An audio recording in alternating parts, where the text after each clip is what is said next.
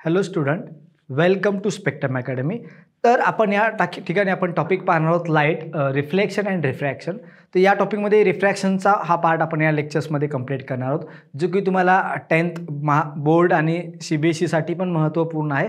त्याचबरोबर या कन्सेप्टमधून तुम्हाला 11th-12thला पण नीट CET JEEला पण यावरती क्वेश्चन्स येऊ शकतात. पण हा फार महत्त्वाचा पॉईंट आहे. म्हणजे तुम्ही याला समजून जर आज घेतलं तर तुम्हाला पुढे जाऊन पण याचा पूर्णपणे फायदा होणार आहे, हे नक्की आहे. तर आपण जास्त वेळ न घेता या पॉईंटला सुरू करूया. याच्या अगोदरचा रिफ्लेक्शनचा एक व्हिडिओ आहे, तो आपल्या यूट्यूब चॅनलवरती अपलोडेड आहे, तुम्ही तोही त्या ठिकाणी जाऊन पाहू शकता. तर यामध्ये पहा, आपला पहिला पॉईंट आहे रिफ्रॅक्शन. तर what is mean by refraction? आपण आपल्या आजूबाजूला जेव्हा पाहतो तसे अनेक फेनॉमेनाज आहेत. लाईट हा टॉपिक फार ब्युटिफुल आहे. कारण याचं रिझन आहे की या लाईट टॉपिकमध्ये जे काही एक्झाम्पल्स असतात किंवा जे काही कन्सेप्ट ते आपल्या आजूबाजूला दिसतात. कारण आपण जे वेगवेगळे कलर्स पाहतो, वेगवेगळ्या डिझाईन्स असतात, ते आपल्याला अट्रॅक्टिव्ह वाटतात ड्यू टू द लाईट्स. पण रिफ्रॅक्शन पण ही एक कन्सेप्ट आहे ज्याच्या थ्रू आपण भरपूर प्रकारे म्हणजे वेगवेगळे रिफ्रॅक्शनमुळे आपलं वेगवेगळे काही फिनॉमेनाज क्रिएट होऊ शकतात. पुढे जाऊन आपण पाहूया रिफ्रॅक्शनचं महत्त्व काय आपल्या लाईफमध्ये. कारण तुम्ही ज्या कॅमेरा थ्रू पाहताय, कॅमेराला लेन्स आहे, तिथं रिफ्रॅक्शन होतं आहे. मी गॉगल घातलेला आहे, हा पण एक लेन्स आहे. याच्यामध्ये पण याला पण इथं पण रिफ्रॅक्शनची कन्सेप्ट आहे. आपले डोळे, तिथंही रिफ्रॅक्शनमुळेच आपल्याला दिसतं. तर ही रिफ्रॅक्शन एक सिंपल साधी कन्सेप्ट नाही, तर फार मोठी. म्हणजे लाईटमधला रिफ्रॅक्शन हा फार महत्त्वाचा घटक. आणि एकदा रिफ्रॅक्शन कन्सेप्ट कळाली किंवा पुढे आपल्याला कुठली अडचण येणार नाही. तर नेमकं रिफ्रॅक्शन म्हणजे असतं काय? एकदम सोपं आहे. रिफ्रॅक्शन म्हणजे असं वेगळं काय नाही. रिफ्रॅक्शन म्हणजे एकदम सिंपलशी कन्सेप्ट अशी एक when light ray travelling from one medium to another medium, that light rays bends towards the normal and that is called as a refraction. म्हणजे सोप्या भाषेमध्ये हा लाईट रे असा स्ट्रेट आला, तो असा जायला पाहिजे होता स्ट्रेट लाईनमध्ये पुढे या डायरेक्शनला. पण जेव्हा तो एअरमधून, हा एअर आहे आणि ग्लास आहे, एअरमधून ग्लासमध्ये इंटर करतो, तर इंटर करतोय थोडासा नॉर्मलकडे, दिस इज द नॉर्मल, हा नॉर्मलकडे बेंड होतो. तर त्याच प्रोसेसला आपण काय म्हणतो? रिफ्रॅक्शन. तुम्ही जर या ठिकाणी पाहिलं, हा आपल्याकडे एक बाउंड्री आहे, खाली मीडियम जे ग्लास मीडियम आहे किंवा वॉटर मीडियम घेऊ शकता, वर एअर मीडियम आहे आणि हा इन्सिडंट रे. हा जो इन्सिडंट होतोय या नॉर्मलसोबत अँगल करून, या अँगलला आपण अँगल ऑफ इन्सिडन्स म्हणतो. ठीक आहे. मग हा अँगल कोणामधला? इन्सिडंट रे आणि नॉर्मल यांच्यामधला जो अँगल आहे त्याला अँगल ऑफ इन्सिडन्स म्हणतो. तो अँगल ऑफ इन्सिडन्स काहीतरी असतो. आणि जेव्हा रिफ्रॅक्शन होईल लाईटचं, लक्षात ठेवा, रिफ्रॅक्शन म्हणजे light travelling from one medium to another medium, म्हणजे एका मिडियममधून दुसऱ्या मिडियममध्ये जेव्हा लाईट जात असते त्या कन्सेप्टला आपण रिफ्रॅक्शन म्हणतो. म्हणजे जे लाईट या मिडियममधून जेव्हा या मिडियममध्ये येईल तेव्हा ते रिफ्रॅक्शन व्हायला, मग रिफ्रॅक्शन होते, होतं काय? लाईट बेंड होते. म्हणजे स्ट्रेट लाईन जायला पाहिजे होती लाईट. आपण म्हणतो की light travel in the form of straight line, light travel in the straight line, light straight लाईनमध्ये जाते. पण या ठिकाणी बेंड होते. मग या ठिकाणी लाईट बेंड कुणीकडे? तो टुवर्ड्स नॉर्मल. हा जो नॉर्मल आहे एन डॅश, तर नॉर्मलकडे बेंड झाली. मग जो अँगल तयार होतो यामध्ये, हा आहे नॉर्मल, हा आहे रिफ्रॅक्टेड रे म्हणतो आपण याला. पहा, जो इन्सिडंट होतो त्याला इन्सिडंट रे म्हणतो. एका मीडियममधून दुसऱ्या मीडियममध्ये जेव्हा इंटर केला जाईल तेव्हा तो रिफ्रॅक्टेड रे बनतो, ज्या रेचं रिफ्रॅक्शन झालं. रिफ्रॅक्शन झालं म्हणजे बेंडिंग झाली सोप्या भाषेमध्ये. तर बेंडिंग झाली या ठिकाणी आणि हा अँगल ऑफ रिफ्रॅक्शन झाला. तर याला अँगल ऑफ रिफ्रॅक्शन म्हणतो. अँगल ऑफ रिफ्रॅक्शन म्हणजे काय? नॉर्मल आणि रिफ्रॅक्टेड रे. हा जो रिफ्रॅक्शन झाल्यानंतरचा रे आहे त्या दोघांमधला angle is called angle of refraction. म्हणजे सरळ या ठिकाणी पाहू शकता की अँगल ऑफ इन्सिडन्सपेक्षा अँगल ऑफ रिफ्रॅक्शन कमी होतो. आणि ही जी प्रोसेस आहे, when light travelling from one medium to another medium, तेव्हाच घडू शकते. म्हणजे एका मिडियममधून दुसऱ्या मिडियममध्ये लाईट गेली तरच शक्य, अदरवाईज रिफ्रॅक्शन होत नाही. हां, तर लक्षात दिले बघा. बेंडिंग ऑफ लाईट, रिफ्रॅक्शनची डेफिनेशन जर तुम्हाला विचारली तर तुम्ही एकदम सोप्या आणि सुटसुटीत भाषेत सांगू शकता. Bending of light ray of light, it passes from one medium to another medium is called as a refraction. आता एका मीडियममधून जेव्हा दुसऱ्या मीडियममध्ये लाईट एंटर करते तेव्हा लाईट रे जो आहे स्ट्रेट पाथ ट्रॅव्हल न करता तो बेंड होतो. That is called as a refraction. लक्षात. मग या ठिकाणी रिफ्रॅक्शन जर तुम्ही पाहिलं तर आपण या ठिकाणी पाहू शकतो, हा लाईट रे असा स्ट्रेट यायला पाहिजे होता, तो असा बेंड झाला इकडे, आणि असा बेंड जो झाला दॅट इज अ रिफ्रॅक्शन. दिले बघा, bending of light ray when light passes from one medium to another medium, म्हणजे एका मिडियममधून दुसऱ्या मिडियममध्ये, या ठिकाणी एअर आणि ग्लास मिडियममध्ये जेव्हा लाईट ट्रॅव्हल होत असते तेव्हा एका मिडियम दुसऱ्या मिडियममध्ये जाते वेळेस काय घडतं? या ठिकाणी बेंड होते लाईट, आणि that is called as a refraction. आलं लक्षात? हां, जेव्हा एका मीडियममधून दुसऱ्या फक्त बेंडिंगच होते का नाही, तर त्याबरोबर दुसरा एक फॅक्टर बदलतो, तो म्हणजे या ठिकाणी व्हेलॉसिटी ऑफ लाईट. म्हणजे जेव्हा लाईट एका मीडियममधून दुसऱ्या मीडियममध्ये जाते तेव्हा व्हेलॉसिटी बदलते, change in the velocity of light. म्हणजे एका मीडियममध्ये लाईट आहे ती जेव्हा दुसऱ्या मीडियममध्ये एंटर करेल तर व्हेलॉसिटी बदलते. लक्षात ठेवा, लाईटच नाही आहे तर मॅक्झिमम कुठल्याही प्रकारची वेव्ह असू द्या, त्या वेव्हची जी व्हेलॉसिटी असते ती वेव्हवरती डिपेंड नसते, त्या मीडियमवरती डिपेंड असते. मग प्रॉब्लेम असा की लाईट वेव्ह जेव्हा एअरमधून येते तेव्हा मीडियम एअर आहे, किंवा व्हॅक्यूममधून येत असेल तेव्हा व्हॅक्यूम मीडियम आहे, जेव्हा ग्लासमध्ये एंटर करेल तेव्हा ग्लास मीडियम आहे, जेव्हा वॉटरमधून ट्रॅव्हल होत असेल तेव्हा वॉटर मीडियम आहे. म्हणजे लाईट ही जी आहे ती वेगवेगळ्या मीडियममधून ट्रॅव्हल होऊ शकते. पण जेव्हा लाईट वेगवेगळ्या मीडियममधून ट्रॅव्हल होते तेव्हा लाईटची स्पीड ही डिफरंट असते. कारण मी आत्ताच सांगितलं की कन्फर्म डोक्यामध्ये माइंडमध्ये फिक्स ठेवा की कुठल्याही लाईटची किंवा कुठल्याही वेव्हची स्पीड ही जनरली त्या मीडियमवरती डिपेंड आहे, त्या मीडियमच्या प्रॉपर्टीवरती डिपेंड असते. आणि म्हणून यावेळेस मीडियम बदललं की स्पीड बदलणार, कारण स्पीड ही त्या मीडियमवर डिपेंड आहे किंवा व्हेलॉसिटी ही त्या मीडियमवरती डिपेंड आहे. तर या ठिकाणी पाहू शकता it is due to the from change in velocity of light. सहसा या ठिकाणी बेंडिंग कोणामुळे, लाईटची व्हेलॉसिटी चेंज झाल्यामुळे. कारण जेव्हा लाईट एका मीडियममधून दुसऱ्या मीडियममध्ये एंटर करते तेव्हा बेंडिंग होण्यामागे रिझन काय आहे? व्हेलॉसिटी चेंज होणं. कारण ज्यावेळेस एका मीडियममध्ये असते तेव्हा व्हेलॉसिटी काहीतरी असते, दुसऱ्या मीडियममध्ये जाते तेव्हा व्हेलॉसिटी बदलते आणि त्यालाच काय म्हणतो आपण? रिफ्रॅक्शन म्हणतो किंवा लाईट चेंज झाली, व्हेलॉसिटी चेंज झाली असं म्हणतो. सगळ्यांना माहिती आहे की मॅक्झिमम जी व्हेलॉसिटी असते लाईटची ती असते 3 × 10⁸ मीटर पर सेकंड. म्हणजे जर जनरली पाहिलं 3 1 0 1 2 3 4 5 6 7 8 मीटर पर सेकंड, म्हणजे जवळपास 3 लाख किलोमीटर पर सेकंद. जवळपास किती? 3 lakh kilometre per second. Can't imagine, म्हणजे एका सेकंदाला 3 लाख किलोमीटर लाईट ट्रॅव्हल करू शकते. That is a speed of light. आणि ही जगातली सगळ्यात हायेस्ट स्पीड आहे. म्हणजे आजपर्यंत लाईटच्या स्पीडला कोणीही बीट करू शकलेलं नाही. आजपर्यंत फिजिक्सच्या ज्या कन्सेप्ट आहेत, हे फिजिक्सचं सगळं काही कन्स्ट्रक्शन आहे त्या लाईटच्या स्पीडवरती डिपेंड आहे. लाईटची स्पीड एवढी आहे असं मानून चालतो. ॲक्च्युली ती 2.97 समथिंग आहे, पण आपण त्याला अप्रॉक्सिमेटली 3 पकडतो. तर लाईटच्या स्पीडला कोणी बीट नाही करू शकत. ही सगळ्यात मॅक्झिमम, याच्यापेक्षा जास्त स्पीडने आता पण कुठलाही ऑब्जेक्ट गेला नाही आहे. आणि तुम्हाला जर आईन्स्टाईनची जनरल थेअरी ऑफ रिलेटिव्हिटी माहिती असेल तर जर लाईटच्या स्पीडने जर एखादा ऑब्जेक्ट जात असेल तर काय होईल? लाईटच्या स्पीडने जर एखादा ऑब्जेक्ट जात असेल तर त्याला काय होणार आहे? तर त्या स्पीडने गेल्यानंतर त्या रिलेटिव्हिस्टिक अनेक चेंजेस होतात. म्हणजे त्याची एनर्जी बदलू शकते त्या पार्टिकलची, तो पास्टमध्ये जाऊ शकतो, टाईम ट्रॅव्हल करू शकतो असं म्हटलं जातं. तर ठीक आहे, आपण त्या पार्टमध्ये जाणार नाही. फक्त एवढं लक्षात ठेवा की लाईटची स्पीड ही जगातली सगळ्यात जास्त स्पीड आहे. आणि ही जी काय स्पीड सांगितली जाते ती व्हॅक्यूममध्ये सांगितली जाते. जवळपास एअरमध्ये पण थोडीशी कमी असते, पण आपण तेवढी मानू शकतो. थोडीशी तुमच्या सिलेबसनुसार थोडीशी कमी माना, काय अडचण नाही. पण एअर आणि व्हॅक्यूमधली आपल्या या सिलेबसमध्ये जनरली जर पाहिलं तर 11-12ला जेव्हा जाता तेव्हा व्हॅक्यूममध्ये आणि एअरमध्ये थोडासा डिफरन्स असतो स्पीडचा. पण जनरली आपण याला कन्सिडर सध्या करतो की एअर आणि व्हॅक्यूम हे सिमिलर मीडियम आहेत आणि त्यांच्यामध्ये स्पीड ऑफ लाईट जवळपास सारखी अशी मानतो. ती किती घेतो आपण? 3 × 10⁸ मीटर पर सेकंड. कधी कधी न्यूमेरिकल सॉल्व करताना तुम्हाला ही व्हॅल्यू दिली जाते, नाही तर तुम्हाला मनाने घ्यावी लागते. म्हणून ही व्हॅल्यू तुम्हाला लर्न असणे गरजेचं आहे. कारण जेव्हा ही व्हॅल्यू तुम्हाला लर्न होईल तेव्हा न्यूमेरिकल सॉल्व करायला सोपं जाईल. म्हणजे आपण जर पाहिलं मॅक्झिमम व्हेलॉसिटी ऑफ लाईट किती असणार एवढी, ती पण कुठं असते? व्हॅक्यूम किंवा एअर. म्हणजे जेव्हा आपण पाहतो हा जो इन्सिडेंट रे आहे एअर मीडियममधून येते, म्हणजे या ठिकाणी त्याची स्पीड किती असणार आहे? 3 लाख किलोमीटर पर सेकंद किंवा 3 × 10⁸ मीटर पर सेकंद असणार आहे. हां, जेव्हा ती वॉटरमध्ये जाईल किंवा ग्लास मीडियममध्ये दुसऱ्या एंटर करेल तेव्हा स्पीड मात्र कमी होते. म्हणजे एअरपेक्षा किंवा व्हॅक्यूमपेक्षा बाकी सगळ्या मीडियममध्ये स्पीड कशी असते? कमी असते.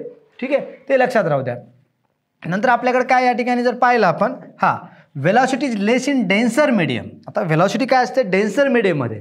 जर पाहिलं तर डेन्सर मीडियम म्हणजे समजा हे एअर मीडियम आहे, हे रेअरर मीडियम आहे आणि खालचं जे ग्लास मीडियम आहे डेन्सर मीडियम आहे. मग लाईट जेव्हा रेअरर मीडियममधून डेन्सर मीडियमात जाते तेव्हा त्याची स्पीड जी आहे कमी होते, व्हेलॉसिटी आहे ती काय होते? कमी होते. स्पीड किंवा व्हेलॉसिटी म्हणू शकतो. तर व्हेलॉसिटी कमी होते, म्हणजे व्हेलॉसिटी जी लाईटची आहे ती एका मीडियममधून, म्हणजे समजा रेअरर मीडियममधून डेन्सर मीडियममध्ये गेली की स्पीड कमी होते. अजून जास्त डेन्सर मीडियम कमी होते. पण डेन्सर इन द सेन्स या ठिकाणी ऑप्टिकली डेन्सर आहे कन्सेप्ट. म्हणजे डेन्सरचं ॲक्च्युली आपण जनरली पाहतो डेन्सर म्हणजे ज्याची डेन्सिटी जास्त असं मानलं जातं आणि रेअरर म्हणजे ज्याची डेन्सिटी कमी. जर एअर पाहिलं तर एअरची डेन्सिटी कमी असते, ग्लासची डेन्सिटी जास्त आहे. म्हणजे ज्याची डेन्सिटी जास्त असेल ऑब्व्हियसली डेन्सर मीडियम असेल तर त्याच्यात स्पीड काय असते? कमी. पण डेन्सर इथं म्हणण्याचा अर्थ असा आहे ऑप्टिकली डेन्सर, मास डेन्सिटीनुसार ठरल्या जात नाही या ठिकाणी. ऑप्टिकल डेन्सिटी ज्याला की रिफ्रॅक्टिव्ह इंडेक्सच्या फॉर्ममध्ये आपण पुढे मांडतोय आपण, पण ऑप्टिकली पहा, जेव्हा मीडियम डेन्सर मीडियम असेल तर स्पीड कमी असते आणि रेअरर मीडियम असेल तर स्पीड वाढते, हे लक्षात राहू द्या. लॉज ऑफ रिफ्रॅक्शन, रिफ्रॅक्शनचे काही लॉज जसे की रिफ्लेक्शनचे लॉज होते, तुम्ही पाहिलं असेल. Angle of incidence is equal to angle of reflection, incident ray, reflected ray आणि normal lies in the same plane, असे जे लॉज होते तसेच या ठिकाणी रिफ्रॅक्शनचे पण लॉज आहेत.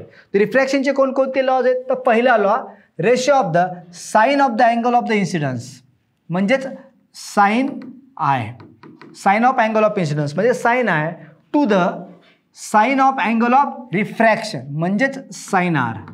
साइन आर म्हणजे साइन घेतो आपण अँगल ऑफ इन्सिडन्सचा साइन किंवा आणि जो असा अँगल ऑफ रिफ्रॅक्शनचा साइन तो आपण या ठिकाणी घेतो. R for particular pair of medium is constant, म्हणजे जो काही रेशो असणार आहे, कोणाचा ratio, sine I upon sine आरचा, म्हणजे हेच आपण घेऊ शकतो sine R divide by sine I, sine I divide by sine R. Sine I म्हणजे काय, sine of angle of incidence. Sine R म्हणजे काय, sine of angle of refraction, reflection नाही आहे, रिफ्रॅक्शन आहे. तर sine of angle of refraction म्हणजे angle of incidence divide by angle of refraction, दोघांचा साइन घेतोय, sine of angle of incidence, sine of angle of refraction, दोघांचा जो refraction घेतो त्यालाच आपण म्यू म्हणतो, that is a refractive index. यालाच काय म्हणतो असतो आपण, रिफ्रॅक्टिव्ह इंडेक्स म्हणतो. हा म्यू म्हणजे काय, रिफ्रॅक्टिव्ह, याला म्यू म्हणा किंवा काही बुक्समध्ये किंवा तुमच्या सिलेबसनुसार या ठिकाणी एन पण वापरला असेल, एनही वापरला जातो, एन म्हणजे रिफ्रॅक्टिव्ह इंडेक्स म्हटलं जाईल. तर या टॉपिकमध्ये मी जनरली म्यू हा सिम्बॉल घेऊन पुढे जातोय, कारण जनरली 11-12मध्ये हा म्यू यूज केला जातो आणि 9-10मध्ये जर जनरली पाहिलं तर 10thला बोर्डसाठी तुम्हाला एन यूज केला जातं. तुम्ही एन आणि म्यू दोन्ही घेतलं तरी चालतं, काही फरक पडत नाही. First but you have to define it, असं लिहून तुम्हाला सांगावं लागेल की mu is a refractive index, तसं ठीक आहे, किंवा एन लिहिलं तरी एन रिफ्रॅक्टिव्ह इंडेक्स म्हणू शकतो. तर या ठिकाणी होणार काय पहा, हा म्यू जो आहे, म्यू म्हणजेच काय असतो, sine I upon sine R is equal to mu, आणि हा कसा असतो, कॉन्स्टंट. हा जो काय असतो कसा असतो, कॉन्स्टंट. हे कोणी सांगितलं, स्नेल्सने, आणि म्हणूनच त्याला कोणता लॉ म्हटला जातो, स्नेल्स लॉ. म्हणजे sine I upon sine R म्हणजे स्नेल्स लॉ, म्हणजे साइन अपॉन आपण म्हणू शकतो sine upon sine R is equal to mu, आणि it is called as Snell's law. Snell's law ज्या सायंटिस्टने याला डिस्कवर केला तो म्हणाला स्नेल्स लॉ म्हटलं जातं. हा कुठं फायद्याला येतो, त्याचे भरपूर ॲप्लिकेशन्स आहेत. लक्षात पुढे गेल्यानंतर तुम्हाला कळेल, 11-12मध्ये पण आहेत आणि आपल्या सिलेबसनुसार फार कमी आहेत, थोडक्यात आहेत, थोडेसे आहेत. ठीक आहे. नेक्स्ट आपल्याला the incident ray, refracted ray and normal at the point of incidence all lies in the same plane. पहा सेम कॉपी आहे कोणाची, रिफ्लेक्शनच्या सेकंड लॉची. रिफ्लेक्शनचा पण असाच एक लॉ होता, काय, इन्सिडेंट रे, रिफ्लेक्टेड रे होतो त्या ठिकाणी, and normal at the point of the incident lies on the all in the same plane. म्हणजे incident ray, refracted ray and normal, incident ray, reflected ray आणि नॉर्मल हे same प्लेनमध्ये होते. हा reflection चालू आहे. फक्त त्या रिफ्लेक्शन काढून काय टाकायचं, रिफ्रॅक्टेड रे टाकायचं. म्हणजे आपला कोणता लॉ बनेल, incident ray, refracted ray and normal all lies in the same plane. म्हणजे सहसा incident ray, refracted ray, normal एकाच प्लेनमध्ये असतात, त्यालाच काय म्हणतो आपण, सेकंड लॉ ऑफ रिफ्रॅक्शन. तर मला वाटतं की तुम्हाला हा रिफ्रॅक्शनचा लॉ समजला असेल. दोन लॉ आहेत पहा, दोन्ही लॉला जर व्यवस्थित आपण रिवाईज केलं तर लक्षात येईल तुम्हाला. पहिला लॉ एवढाच आहे, mu is equal to new is equal to mu, okay, mu equal to sine I upon sine R, म्हणजे mu is equal to sine angle of incidence divide by sine angle of refraction. ह्या दोघांचा ratio always constant असतो. कोणासाठी, for a same medium, एक pair of media, pair of medium म्हणजे दोन मीडियमसाठी, म्हणजे वॉटर ग्लाससाठी हा फिक्स असेल, वॉटर एअर मीडियमसाठी फिक्स असेल, वॉटर व्हॅक्यूमसाठी फिक्स असेल, ग्लास वॉटरसाठी फिक्स असेल, अशा वेगवेगळ्या मीडियमसाठी तो फिक्स असतो. ठरल्यास दोन पेअरसाठी, एका मीडियमचा नसतो, कारण refractive index is not a property of single medium. Refractive index ही दोन्ही मीडियमची प्रॉपर्टी आहे. म्हणजे ज्या मीडियममधून लाईट रे येतो आणि ज्या मीडियममधून लाईट जातो त्या दोन्हीही मीडियम रिफ्रॅक्टिव्ह इंडेक्स आहे. म्हणजे फॉर एक्झाम्पल आपण पुढे गेलं तर पाहिजे वॉटरचा रिफ्रॅक्टिव्ह इंडेक्स कसा असतो काय नाही, त्यामध्ये रिफ्रॅक्टिव्ह इंडेक्स नावाचे कन्सेप्ट. रिफ्रॅक्टिव्ह इंडेक्स म्हणजे तेच पहा, when light passes from one medium to other medium, refractive index of the medium two relative to first is. तर त्याला असं लिहिलं जातं. समजा आपली लाईट एका मीडियममधून दुसऱ्या मीडियममध्ये जाते, म्हणजे फॉर एक्झाम्पल आपण एक बाउंड्री मानली असती आणि या ठिकाणून लाईट रे येतोय, हे फर्स्ट मीडियम आहे, याला आपण फर्स्ट मीडियम म्हणूया. हा झाला नॉर्मल, हा झाला इन्सिडंट रे, हा अँगल ऑफ इन्सिडन्स. ठीक आहे. जेव्हा हा रे असा जायला पाहिजे तो या ठिकाणी बेंड होतो, तर हा अँगल ऑफ रिफ्रॅक्शन असेल, राईट. मग या ठिकाणी होणार काय, हेच दुसरं मीडियम आहे. मग आता लिहिते वेळेस आपण रिफ्रॅक्टिव्ह इंडेक्स कसा लिहितो, refractive index of second medium with respect to first medium. म्हणजे या मीडियमचा refractive index with respect to first medium. पहा, सेकंड मीडियम म्हणजे कोणतं मीडियम, ज्या मीडियममध्ये लाईट रिफ्रॅक्शन व्हायले, म्हणजे रिफ्रॅक्ट होते, आणि फर्स्ट मीडियम म्हणजे कोणतं, ज्या मीडियममधून लाईट येते, म्हणजे जे पहिलं मीडियम आहे, ज्या मीडियममधून लाईट येते त्याला फर्स्ट मीडियम म्हणणार, आणि ज्या मीडियममध्ये लाईट जाते त्याला सेकंड मीडियम म्हणणार. मग refractive index of second medium with respect to first medium लिहिण्याची पद्धत अशी आहे. त्याला असं लिहितो, रिलेटिव्ह म्हणू शकता का विथ रिस्पेक्ट टू म्हणू शकता, असं म्हणू शकता. रिफ्रॅक्टिव्ह इंडेक्स ऑफ, याला रीड कसं करणार पहा, refractive index of second medium relative to first medium असं म्हणा. Refractive index of second medium with relative to first medium असं म्हणा, किंवा refractive index of second medium with respect to first medium असं म्हटलं तरी चालेल, काही प्रॉब्लेम नाही. इक्वल टू काय असतं, हे बघा, refractive index of second medium with respect to first medium equal to refractive index of second medium with respect to vacuum किंवा air. Refractive index of refractive second medium with respect to air आणि refractive index of first medium with respect to air. हे पहा, म्हणजे सरळ सोप्या भाषेमध्ये एखाद्या मीडियमचा refractive index हा दुसऱ्या, म्हणजे refractive index of second medium with respect to first medium equal to असेल refractive index of second medium with respect to air divide by किंवा vacuum, refractive index of first medium with respect to vacuum. किंवा यालाच आपण लिहू शकतो velocity. समजा आता या मीडियममधून लाईट येते आणि या मीडियममध्ये लाईटची जी स्पीड असेल त्याला V1 म्हटलं, या मीडियममध्ये लाईट जाते त्याची स्पीड V2 म्हटलं, तर या मीडियमचा refractive index with respect to first मीडियमचा refractive index of second medium with respect to first medium equal to काय असणार आहे, velocity in first medium divide by velocity in second medium. म्हणजे आपण असं लिहिलं तरी चालेल, ठीक आहे. Refractive index of second medium with respect to first medium equal to velocity in first medium divide by velocity in second medium. हा formula तुम्हाला IMP आहे, याच्यावरती आपण न्यूमेरिकली सॉल्व्ह करतो, तर हा महत्त्वाचा आहे. म्हणजे हा काय सांगतो तुम्हाला की एखाद्या मीडियमची, म्हणजे दोन मीडियममधल्या व्हेलॉसिटी एकमेकांना रिलेट असतात आणि त्यांचं रिलेशन कोणाला सांगू शकतो आपण, रिफ्रॅक्टिव्ह इंडेक्सनुसार. म्हणजे सरळ दुसऱ्या मीडियममध्ये जी लाईट ट्रॅव्हल होणार आहे त्या पहिल्या मीडियमच्या विथ रिस्पेक्ट टू दुसऱ्या मीडियमचा रिफ्रॅक्टिव्ह इंडेक्स काय असेल यानुसार ठरेल की दुसऱ्या मीडियममध्ये स्पीड काय असेल त्या लाईटची. म्हणजे दुसऱ्या मीडियममध्ये स्पीड काढण्यासाठी आपण त्याला यूज करू शकतो. आता ॲब्सोल्यूट रिफ्रॅक्टिव्ह इंडेक्स म्हणजे तेच आहे, काहीच नाही. आपण जे म्हणतो ना की आता आपण सांगितलं होतं की रिफ्रॅक्टिव्ह इंडेक्स काय म्हटलं होतं, refractive index of second medium with respect to first medium. लक्षात, हे आपण म्हणतो रिफ्रॅक्टिव्ह इंडेक्स कुठल्याचं. मग ॲब्सोल्यूट कधी म्हणायचं, जर हे फर्स्ट मीडियम जर व्हॅक्यूम किंवा एअर असेल, दिले पहा, ही फर्स्ट मीडियम इज व्हॅक्यूम किंवा एअर असेल तर त्याच रिफ्रॅक्टिव्ह इंडेक्सला आपण काय म्हणू शकतो, ॲब्सोल्यूट रिफ्रॅक्टिव्ह इंडेक्स. त्यालाच काय म्हणतो आपण, ॲब्सोल्यूट रिफ्रॅक्टिव्ह इंडेक्स. पण ॲब्सोल्यूट रिफ्रॅक्टिव्ह इंडेक्स कधी म्हणतो, जेव्हा सेकंड मीडियमचा रिफ्रॅक्टिव्ह इंडेक्स फर्स्ट मीडियमसोबत घेतो. म्हणजे आता फॉर एक्झाम्पल जर मी असं म्हटलं, ठीक आहे, मी जर समजा असं म्हणत असेल या ठिकाणी जर आपण घेतलं, समजा या ठिकाणी दोन मीडियम घेऊया आपण. या ठिकाणी समजा हे वॉटर मीडियम आहे आणि या ठिकाणी ग्लास आहे. मग लाईट रे येतो आहे ग्लासमधून आणि जेव्हा तो जातो आहे समजा या ठिकाणी तर बेंड होतं. ॲक्च्युली याची बेंडिंग ठरलेली असते, पण आपण आपल्या याच्यानुसार घेऊया. त्या अँगल ऑफ रिफ्रॅक्शन म्हणून या ठिकाणी रिफ्रॅक्शन आहे, अँगल ऑफ इन्सिडंट आहे. जेव्हा आपण असं म्हणतो की एका मीडियममधून दुसऱ्या मीडियममध्ये जेव्हा लाईट ट्रॅव्हल होते तर मी या ठिकाणी काय म्हणणार, या ठिकाणी रिफ्रॅक्टिव्ह इंडेक्स म्हणणार. कोणाचा, वॉटरचा विथ रिस्पेक्ट टू ग्लास. हा ॲब्सोल्यूट रिफ्रॅक्टिव्ह इंडेक्स आहे का, नाही. कारण वॉटरचा refractive index with respect to glass घेतो किंवा ग्लासचा विथ रिस्पेक्ट टू मी वॉटर घेतोय, तर हा ॲब्सोल्यूट रिफ्रॅक्टिव्ह इंडेक्स होऊ शकत नाही वॉटरचा. ॲब्सोल्यूट कधी म्हणणार, समजा हेच आहे, वॉटर आहे आपल्याकडे आणि या ठिकाणी वर एअर आहे किंवा व्हॅक्यूम आहे, व्हॅक्यूम. असं जर असेल तर जो लाईट रे इथं येणार आहे तो या ठिकाणी बेंड होऊन इकडे जाणार, जे असेल ते असेल, ठीक आहे. तर मग आता जेव्हा मी काय करेल, refractive index of water with respect to air किंवा व्हॅक्यूम घेत असेल तर याला ॲब्सोल्यूट रिफ्रॅक्टिव्ह इंडेक्स म्हणणार, याला ॲब्सोल्यूट नाही म्हणणार. या दोघांच्या मिडियममधला रिफ्रॅक्टिव्ह इंडेक्स आहे, याला रिलेटिव्ह रिफ्रॅक्टिव्ह इंडेक्स म्हणतो. म्हणजे वॉटरचा with respect to glass refractive index घेत असताल किंवा ग्लासचा वॉटरच्या विथ रिस्पेक्ट घेत असताल, डायमंडचा घेत असताल, कुठल्या वेगवेगळ्या मटेरियलसोबत रिफ्रॅक्टिव्ह इंडेक्स जेव्हा घेतो तर तेव्हा आपण काय करतो, त्याला रिलेटिव्ह रिफ्रॅक्टिव्ह इंडेक्स म्हणतो. ते कोणाचे रिलेटिव्ह आहे, पण तेच आपण विथ रिस्पेक्ट टू वॉटरचा विथ रिस्पेक्ट टू एअर किंवा विथ रिस्पेक्ट टू व्हॅक्यूम घेत असताल त्याला ॲब्सोल्यूट रिफ्रॅक्टिव्ह इंडेक्स म्हणतो.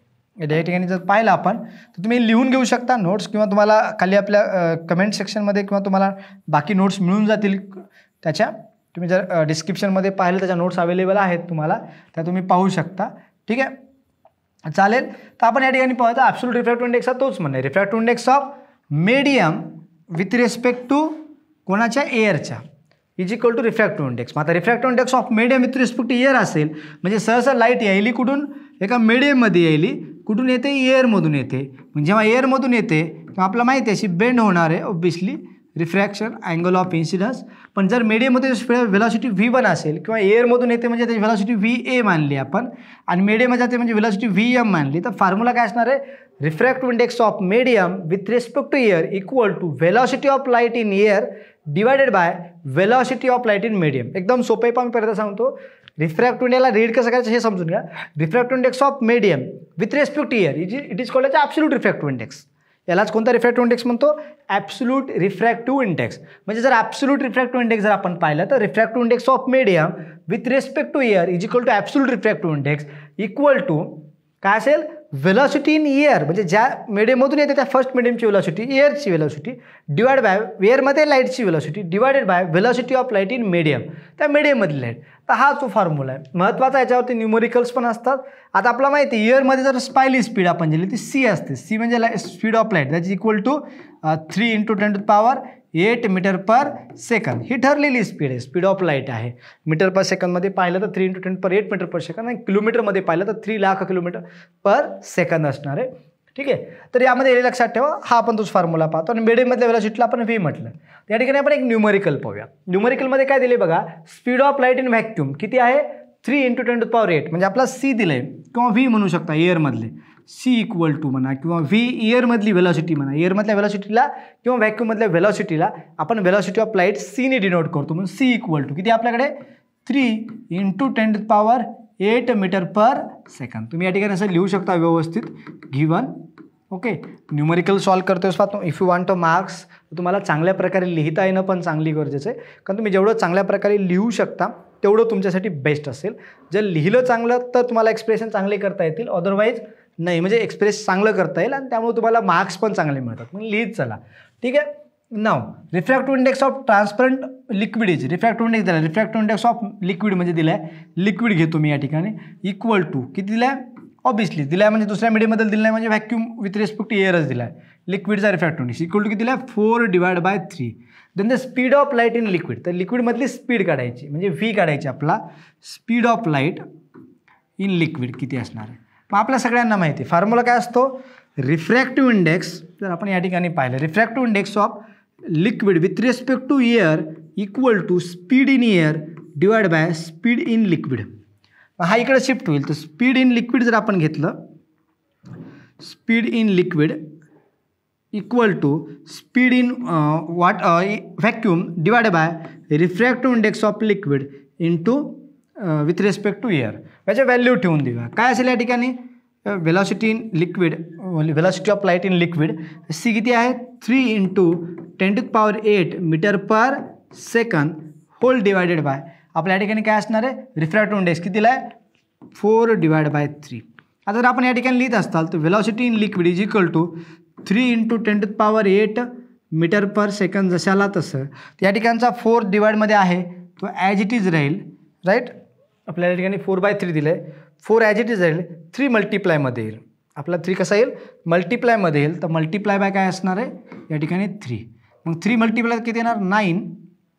आपण जर या ठिकाणी 4/3 दिले रिफ्रॅक्टिव्ह इंडेक्स, ओके चालेल, 4/3. तर 4 3 मल्टिप्लायमध्ये आलं तर 4 × 10⁸ metre per second divided by आपण किती घेऊ शकतो, 4. आता 9ला जर 4ने डिवाइड केलं तर जवळपास किती येतं, 1 आपल्याला किती येणार आहे, 1.25 ही स्पीड असेल आपली. किती असणार आहे, 1.25 × 10⁸ metre per second that is the speed of light in a liquid. आलं लक्षात, सॉरी 2.25, 1.25 नाही आहे, 4नेला डिवाइड केलं तर 2.25 येतं. ठीक आहे. त्या ठिकाणी स्पीड किती आहे, 9/4 म्हणजे किती असणार, 2.25 × 10⁸ मीटर पर सेकंड. म्हणजे जेव्हा सेकंड मीडियममध्ये लाईट जाईल तर सेकंड मीडियममध्ये जेव्हा लाईट जाते तर लाईटची स्पीड असणार आहे 2.25 × 10⁸ metre per second that is the speed of light in a second medium or liquid. तर मग खाली लिहिणार काय, असं वाक्य लिहायचं व्यवस्थित. Then the speed of light in the liquid is आणि नंतर ही व्हॅल्यू लिहायची, एक फायनल सेंटेन्स. हे लिहिणं गरजेचं, कारण जेव्हा तुम्ही असं लिहिता तेव्हा तुम्हाला काय येईल, कन्सेप्ट म्हणजे मार्क्स चांगले मिळतील. म्हणजे कधी लक्षात ठेवा, कुठलाही जेव्हा क्वेश्चन विचारला जातो इथं लिहून थांबायचं नाही. युनिट तर लिहिणं गरजेचंच आहे, पण इथंही तुम्ही काय करायचं, speed of light in liquid असं लिहायचं आणि मग ही पुढे व्हॅल्यू लिहायची डबल एकदा, परत एकदा. त्यामुळे तुम्हाला मार्क्स चांगले मिळतील. ठीक आहे. नेक्स्ट आपल्याकडे क्वेश्चन आहे, refractive index of water and glass are. किती दिलं आहे, वॉटरचा रिफ्रॅक्टिव्ह इंडेक्स आपला दिलेला आहे 4/3 आणि ग्लासचा रिफ्रॅक्टिव्ह इंडेक्स दिलेला आहे 3/2 respectively. Refractive index of water with respect to glass काढायचा आपला. मग आपला गिवन काय दिलेलं आहे या ठिकाणी, गिवन जर आपण पाहिलं तर आपला दिला रिफ्रॅक्टिव्ह इंडेक्स ऑफ वॉटर. किती दिला आहे? Refractive index of water with respect to obviously जर कोणाचा दिला नाही याचा आता एअरच्या किंवा व्हॅक्यूमच्या आहे. किती आहे तो विथ रिस्पेक्ट टू एअर किंवा व्हॅक्यूम? 4/3. सेकंड आहे refractive index of glass with respect to vacuum किंवा एअर. किती दिला आहे? 3/2. मग आपला काय काढायचं आहे? Refractive index of water with respect to glass. मग आपला फॉर्म्युला काय आहे या ठिकाणी? Refractive index of water with respect to glass equal to, formula काय असणार आहे आपला? Refractive index of water with respect to air divide by refractive index of glass with respect to air. मग ठेवून द्या वॉटरचा विथ रिस्पेक्ट किती? 4/3 divided by हा किती असणार आहे? 3/2. याचं कॅल्क्युलेशन जर आपण केलं तर या ठिकाणी हा 2 वर येईल तर 4 × 2 आणि या ठिकाणी काय येणार आहे? 3 × 2 काय असणार आहे? जर आपण घेत असताल तर या ठिकाणी हां 3 × 2 किती येणार आपल्याकडे? सॉरी 3 × 3 9 म्हणजे या ठिकाणी काय किंवा 3 × 3 घेऊया त्याचं काय 8/9 रिफ्रॅक्टिव्ह इंडेक्स. जनरली प्रॉब्लेम काय असतो की पॉईंटमध्ये रिफ्रॅक्टिव्ह इंडेक्स येत नाही. ॲक्च्युली मग रिफ्रॅक्टिव्ह इंडेक्स काय असायला पाहिजे होता? Refractive index of glass with respect to water असायला पाहिजे होता. तर त्यांनी तसं दिलं आहे आता न्यूमेरिकल्समध्ये. त्यानुसार आपला आन्सर असणार आहे 8/9. ओके, याला युनिट कुठलंही नसतं, डायमेन्शन कुठलं नसतं कारण सारख्या क्वांटिटीचा रेशो आहे.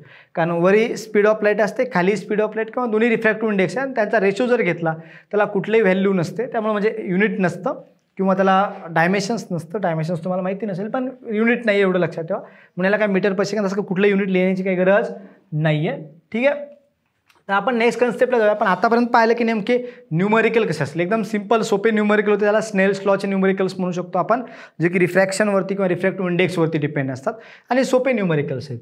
नेक्स्ट आपल्याकडे absolute refractive index of the some material medium. आता काही मटेरियल मीडियमचा ॲब्सोल्यूट रिफ्रॅक्टिव्ह इंडेक्स काढायचा द्यायचा असेल तर काय दिलेले आहेत आपल्याला. आता हे तुम्हाला पार्ट असणं गरजेचं, जसं की एअरचा रिफ्रॅक्टिव्ह इंडेक्स ॲक्च्युली किती असतो? 1.003. पण आपण अप्रॉक्सिमेटली इक्वल टू काय मानतो? याचा अप्रॉक्सिमेटली इक्वल टू 1 मानतो जनरली. त्याच्यापेक्षा जास्त आपण मानत नाही कारण कॅल्क्युलेशनला सोपं जातं कारण ह्या व्हॅल्यू कॅल्क्युलेशनला अवघड जातात. त्यानुसार दिले बघा. आईसचा किती आहे? 1.31. वॉटरचा किती? 1.33. अल्कोहोलचा 1.36. केरोसिनचा 1.44. फ्यूजर कॉर्ड्सचा 1.46. टर्पेंटाईन ऑइलचा 1.47. आता हे तुम्हाला पार्ट असावा असा कुठला नियम नाही. हां, तुम्हाला पार्ट कोणते पाहिजे महत्त्वाचे पहा. हा एक महत्त्वाचा आहे एअरचा, नंतर वॉटरचा एक महत्त्वाचा आहे, जनरली क्वेश्चन्स येतात त्याच्यावरती. नंतर क्राउन ग्लासचा येऊ शकतो एक जर आला तर, फ्लिंट ग्लासचा एक असतो लक्षात, आणि डायमंडचा एक.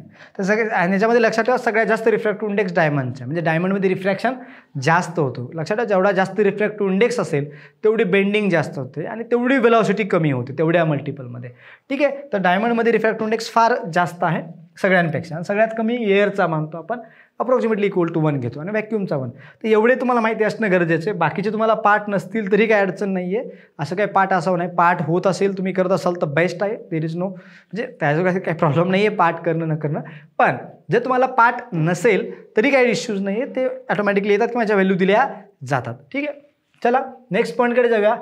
दॅट आर ना ऑप्टिकल डेन्सर मीडियम. मी तुम्हाला अगोदर सांगितलं की ऑप्टिकल डेन्सर मीडियम जेव्हा म्हटलं होतं, कारण आपण जेव्हा डेन्सर मीडियम म्हटलं होतं अगोदर, डेन्सर मीडियम रेअर मीडियम, त्याचा अर्थ तो ऑप्टिकल डेन्सर असतो. ऑप्टिकल डेन्सर म्हणजे मास डेन्सिटीनुसार नाही आहे लक्षात, म्हणजे मास डेन्सिटी जास्त असा मिनिंग होत नाही. ऑप्टिकल डेन्सर म्हणजे ऑप्टिकल डेन्सिटी नावाची कन्सेप्ट असते. जसं की kerosene having the higher refractive index आहे, पण ऑप्टिकल डेन्सिटी ऑफ वॉटर कशी असणार आहे? Although is mass of the density is less than the water. म्हणजे सोप्या भाषेमध्ये जर केरोसिन पाहिलं, केरोसिनचा रिफ्रॅक्टिव्ह इंडेक्स जास्त आहे पण त्याची डेन्सिटी कशी आहे? तो कमी आहे. म्हणजे जर समजा आपण असं मानलं, समजा या ठिकाणी वॉटर आहे आणि या ठिकाणी केरोसिन आहे, मग लाईट रे जेव्हा केरोसिनमध्ये वॉटरमध्ये येईल तर आपल्याला जर पाहिलं तर डेन्सिटीनुसार पाहिलं, मास डेन्सिटीनुसार जर विचार केला, कुठल्या डेन्सिटीनुसार? मास डेन्सिटीने विचार केला तर वॉटरची डेन्सिटी काय असते? डेन्सिटी जे वॉटरची काय असणार आहे? जास्त असेल आणि डेन्सिटी केरोसिनची कशी असणार आहे? कमी असणार आहे. मग आपण जर म्हटलं मग हा कमी डेन्सिटी केरोसिन आहे, जास्त डेन्सिटी वॉटर आहे, तर कमी डेन्सिटीमधून जास्त डेन्सिटीमध्ये लाईट रे चालला आहे असं म्हणू शकतो का? नाही, कारण आपण मास डेन्सिटीबद्दल बोलत नाही आहे, आपण बोलतो ऑप्टिकल डेन्सिटीबद्दल. मग ऑप्टिकल डेन्सिटीचा जर विचार केला तर केरोसिनची ऑप्टिकल डेन्सिटी कशी आहे? जास्त आहे आणि वॉटरची ऑप्टिकल डेन्सिटी कमी आहे. म्हणजे सोप्या भाषेत रिफ्रॅक्टिव्ह इंडेक्स केरोसिनचा कसा आहे, जास्त आहे आणि वॉटरचा रिफ्रॅक्टिव्ह इंडेक्स कमी आहे. म्हणजे जास्त समजा या ठिकाणी एखादा डेन्सर मीडियम म्हणजे काय, सोप्या भाषेमध्ये ज्याचा रिफ्रॅक्टिव्ह इंडेक्स जास्त त्याच तो डेन्सर मीडियम. म्हणजे जर आपण पाहिलं या ठिकाणी आपल्याकडे पाहिजे केरोसिन आहे 1.44 आणि वॉटर आहे 1.33. तर यामध्ये पाहिलं तर आपण जी मास डेन्सिटी म्हणतो, डेन्सिटी म्हणजे आपल्याला माहिती आहे सगळ्यांना, तर डेन्सिटी जर पाहिली तर वॉटरची डेन्सिटी जास्त असते, केरोसिनची कमी. कारण आपण जर पाहिलं वॉटरवरती जर केरोसिन आपण टाकलं तर केरोसिनवर तरंगतं. का फ्लोट होण्यामागचे रिझन काय, की जे वॉटर आहे फ्लोट होण्यामागचे एकच रिझन आहे की ते वॉटरवरती केरोसिन फ्लोट होण्यामागचे रिझन आहे की केरोसिनची डेन्सिटी कमी असते. तुम्ही घरी ट्राय करू शकता, वॉटरवरती केरोसिन टाका, फ्लोट होतं. का, त्याचं रिझन आहे की ते डेन्सिटी काय असते, केरोसिनची कमी असते. बरोबर आहे. पण या ठिकाणी आपण डेन्सर मीडियम म्हणण्याचा अर्थ की मास डेन्सिटीबद्दल बोलत नाही. या ठिकाणी आपण बोलतो कोणाबद्दल, ऑप्टिकल डेन्सिटीबद्दल.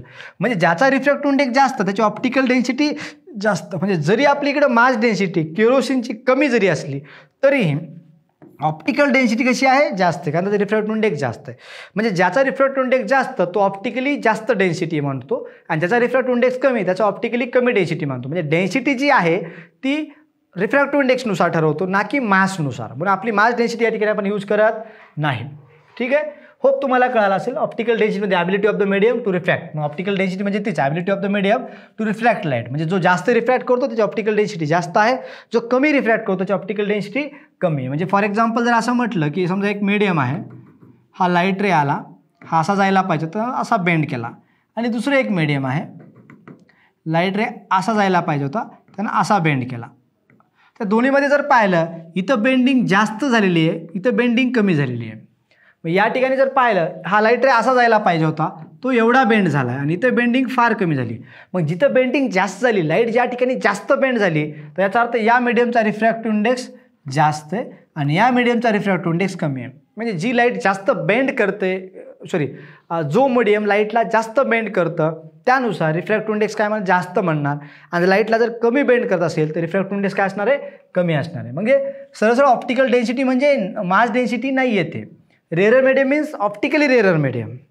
म्हणजे या ठिकाणी आपण जे रेअरर मीडियम म्हटलं तर मासनुसार रेअरर नाही आहे, तो ऑप्टिकली रेअरर मीडियम म्हणावं लागेल. आणि डेन्सर मीडियम म्हणजे ऑप्टिकली डेन्सर. मग रेअरर मीडियमचा अर्थ रिफ्रॅक्टिव्ह इंडेक्स काय असणार त्याचा, कमी असेल. आणि डेन्सर मीडियम म्हणजे रिफ्रॅक्टिव्ह इंडेक्स कसा असणार आहे, जास्त असणार आहे. ऑब्वियसली ॲब्सोल्यूट रिफ्रॅक्टिव्ह इंडेक्स म्हणजे त्यांचा refractive index with respect to water कसा असला पाहिजे, विथ रिस्पेक्ट टू व्हॅक्यूम कसा असला पाहिजे, जास्त असेल तर ते काय असतील, डेन्सर मीडियम. म्हणजे ज्यांचा optical refractive index refractive index कमी असेल तर विथ रिस्पेक्ट टू आपण कोणाच्या व्हॅक्यूम किंवा एअर घेतो, जर रिफ्रॅक्टिव्ह इंडेक्स कमी असेल तर काय असणार त्याचा, रेअरर मीडियम म्हणतो. म्हणजे सोप्या भाषेमध्ये ज्याचा रिफ्रॅक्टिव्ह इंडेक्स कमी तो रेअरर मीडियम, ज्याचा रिफ्रॅक्टिव्ह इंडेक्स जास्त तर डेन्सर मीडियम. म्हणजे डेन्सर किंवा रेअरर हे मासनुसार न ठरवता आपण रिफ्रॅक्टिव्ह इंडेक्सनुसार ठरवतो. Medium larger refractive index optically denser medium, आणि लक्षात the medium low refractive index is optically rarer medium. म्हणजे तुम्ही या कन्सेप्टला यूज करू शकता, फार महत्त्वाचं आहे आणि एकदम सिंपल कन्सेप्ट. म्हणजे डेन्सर रेअरर आपण मास डेन्सिटी न ठरवता कशावर ठरवतो, रिफ्रॅक्टिव्ह इंडेक्सनुसार ठरवतो. ठीक आहे. Speed of light in higher in rarer medium. लक्षात ठेवा, कधी जर स्पीड पाहिली तर रेअरर मीडियममध्ये, म्हणजे ज्याच्या सोप्या भाषेमध्ये सांगतो, जर मीडियम रेअरर असेल, मीडियम काय असेल, रेअर मीडियम असेल, त्याची स्पीड कशी असते, हाय असते. आणि ते जर काय असेल, डेन्सर मीडियम असेल तर डेन्सर मीडियममध्ये स्पीड काय असते, कमी असते. म्हणजे light travelling from rarer medium to denser medium, rarer मीडियममध्ये स्पीड जास्त असणार आणि जेव्हा डेन्सर मीडियममध्ये जाते तेव्हा ती काय होते, स्लो डाऊन होते. म्हणजे एकदम फास्ट येणारा लाईट रे जेव्हा रेअरर मीडियममधून डेन्सरमध्ये जातो, म्हणजे फॉर एक्झाम्पल आपण घेऊया एअरमधून वॉटरमध्ये जातो, तर एअर हा रेअरर मीडियम आहे कारण त्याची रिफ्रॅक्टिव्ह इंडेक्स कमी आहे, आणि वॉटर जो आहे डेन्सर मीडियम आहे कारण त्याचा रिफ्रॅक्टिव्ह इंडेक्स जास्त आहे. म्हणजे एअरमधून जेव्हा वॉटरमध्ये लाईट एंटर करते तेव्हा लाईट रेची स्पीड किंवा लाईटची स्पीड कमी होते. का, कारण रिफ्रॅक्टिव्ह इंडेक्स वाढला. लक्षात ठेवा, refractive index is inversely proportional to density, velocity. जर रिफ्रॅक्टिव्ह इंडेक्स वाढला व्हेलॉसिटी कमी होते. म्हणजे ज्या एखाद्या मीडियमचा रिफ्रॅक्टिव्ह इंडेक्स जास्त आहे तो व्हेलॉसिटी कमी आहे. जसं की आपण पाहिलं डायमंडचा रिफ्रॅक्टिव्ह इंडेक्स 2.4 समथिंग होता आणि वॉटरचा रिफ्रॅक्टिव्ह इंडेक्स 1.33 होता. म्हणजे जर कोणामध्ये सगळ्यात कमी स्पीड असेल, डायमंडमध्ये लाईटची स्पीड कमी असणार आहे. का, कारण डायमंडचा रिफ्रॅक्टिव्ह इंडेक्स जास्त आहे त्याच्यात स्पीड कमी असणार आहे, आणि वॉटरचा रिफ्रॅक्टिव्ह इंडेक्स डायमंडच्या कम्पॅरेटिव्हली कमी आहे म्हणजे त्याची स्पीड जास्त असेल. पण वॉटर आणि एअरला कम्पेअर केलं तर एअरमध्ये स्पीड जास्त असेल, वॉटरमध्ये स्पीड कमी असेल, कारण वॉटरपेक्षा एअरचा रिफ्रॅक्टिव्ह इंडेक्स कमी आहे. मग रिफ्रॅक्टिव्ह इंडेक्स कमी, स्पीड जास्त, रिफ्रॅक्टिव्ह इंडेक्स जास्त, स्पीड कमी. हे पक्कं डोक्यात ठेवा. याच्यावरती नीटला पण भरपूर क्वेश्चन आलेले आहेत, CETला पण आलेले आहेत. पुन्हा महत्त्वाचा पॉईंट आहे, लक्षात ठेवा. आणि हे वाक्य पक्कं लक्षात ठेवा. लाईट जेव्हा रेअर मीडियममधून डेन्सर मीडियममध्ये जाते, म्हणजे जर फॉर एक्झाम्पल आपण एक्झाम्पलच घेतलं एखादं, तर या ठिकाणी जर पाहिलं आपण, समजा आपण जर असं मानलंच, एक मीडियम मानलं आपण या ठिकाणी, हे वॉटर मीडियम आहे, हे एअर आहे. जर लाईट रे एअरमधून ट्रॅव्हल होऊन डेन्सर मीडियममध्ये जात असतील, लक्षात, एअरमधून डेन्सर मीडियममध्ये जातील, तर त्यांची बेंडिंग ह्या नॉर्मल आहे. It bend towards normal. कुणीकडे बेंड होतो? हा अँगल ऑफ इन्सिडन्स असेल, हा अँगल ऑफ रिफ्रॅक्शन असेल. तर स्पीड काय होते? समजा एअरमधली स्पीड VA मानलं, वॉटरमधली स्पीड VW मानलं, तर कोणती स्पीड जास्त असणार? पहा मी सांगितलं होतं, रिफ्रॅक्टिव्ह इंडेक्स जास्त, स्पीड कमी. तर रिफ्रॅक्टिव्ह इंडेक्स वॉटरचा कसा आहे? जास्त आहे, 1.3 समथिंग. याचा रिफ्रॅक्टिव्ह इंडेक्स ऑफ वॉटर किती आहे? Refractive index of water is equal to किती आहे? 1.33. आणि रिफ्रॅक्टिव्ह इंडेक्स ऑफ एअर किती आहे? 1. मग रिफ्रॅक्टिव्ह इंडेक्स जास्त, मग रिफ्रॅक्टिव्ह कोणाचा जास्त आहे? वॉटरचा. स्पीड कशी असणार? कमी. मग आपण लिहू शकतो, आपण या ठिकाणी स्पीड किंवा वेलॉसिटी आपण लिहू शकतो. स्पीड किंवा velocity in water is less than velocity in air. म्हणजे जास्त स्पीड कुठं असणार? एअरमध्ये, कमी कुठं असणार? वॉटरमध्ये. ते या ठिकाणी लक्षात ठेवा. आणि या ठिकाणी लक्षात ठेवा की when light travelling from rarer, पहा रिफ्रॅक्टिव्ह इंडेक्स कमी आहे म्हणून रेअरर मीडियम आहे. रिफ्रॅक्टिव्ह इंडेक्स जास्त आहे म्हणून कोणतं मीडियम आहे? डेन्सर मीडियम आहे. When light travelling from rarer medium to denser medium it bend towards normal. 2-3 गोष्टीत पक्क लक्षात ठेवा. पहा पहिल्यांदा क्लिअर परत सांगतोय की लाईटची रिफ्रॅक्टिव्ह इंडेक्स जास्त म्हणजे rarer medium, denser medium. Refractive index कमी म्हणजे रेअरर मीडियम. म्हणजे याची रिफ्रॅक्टिव्ह इंडेक्स कमी आहे, रेअरर मीडियम. रिफ्रॅक्टिव्ह इंडेक्स जास्त आहे, denser medium. When light travelling from rarer medium to denser medium it bend towards normal. Light ray जो आहे तो बेंड टुवर्ड्स नॉर्मल, नॉर्मलकडे शिफ्ट होतो. हा नॉर्मल आहे, नॉर्मलकडे शिफ्ट होतो. आणि स्पीड डिक्रीजेस. हे पक्क वाटलं तर लिहून ठेवा. When light ray travelling from rarer medium to denser medium light ray bend towards normal and काय होतं? Speed of light decreases. आणि हेच जर आपण समजा सेकंड जर पाहिलं, याच्या रिव्हर्समध्ये पाहिलं, उलटं. समजा आपण या ठिकाणी वॉटर आहे, या ठिकाणी वॉटर आहे. आता असं खाली हवा आहे, होऊ शकतं, पॉसिबल आहे. ग्लास पीस आपण वेगळ्या प्रकारे मेंटेन केलं आणि खाली एअर आहे समजा अशी, ओके. आणि या ठिकाणी लाईट रे येतोय असा. हा जो लाईट रे आहे कसा व्हायला पाहिजे? ठीक आहे. हा जो लाईट रे आहे एक्सपेक्टेड आपल्याला असा असतं की तो हा असा जायला पाहिजे, पण असा न जाता लाईट रे काय होतं? असा बेंड होतो मध्ये. सॉरी कोणतं मीडियम आहे? एअर टू वॉटर आहे, ठीक आहे, उलटं होणार आहे यामध्ये. हा कोणता? Water to air. याचा रिफ्रॅक्टिव्ह इंडेक्स म्यू वॉटरचा किती आहे? 1.33. एअरचा रिफ्रॅक्टिव्ह इंडेक्स किती आहे? 1.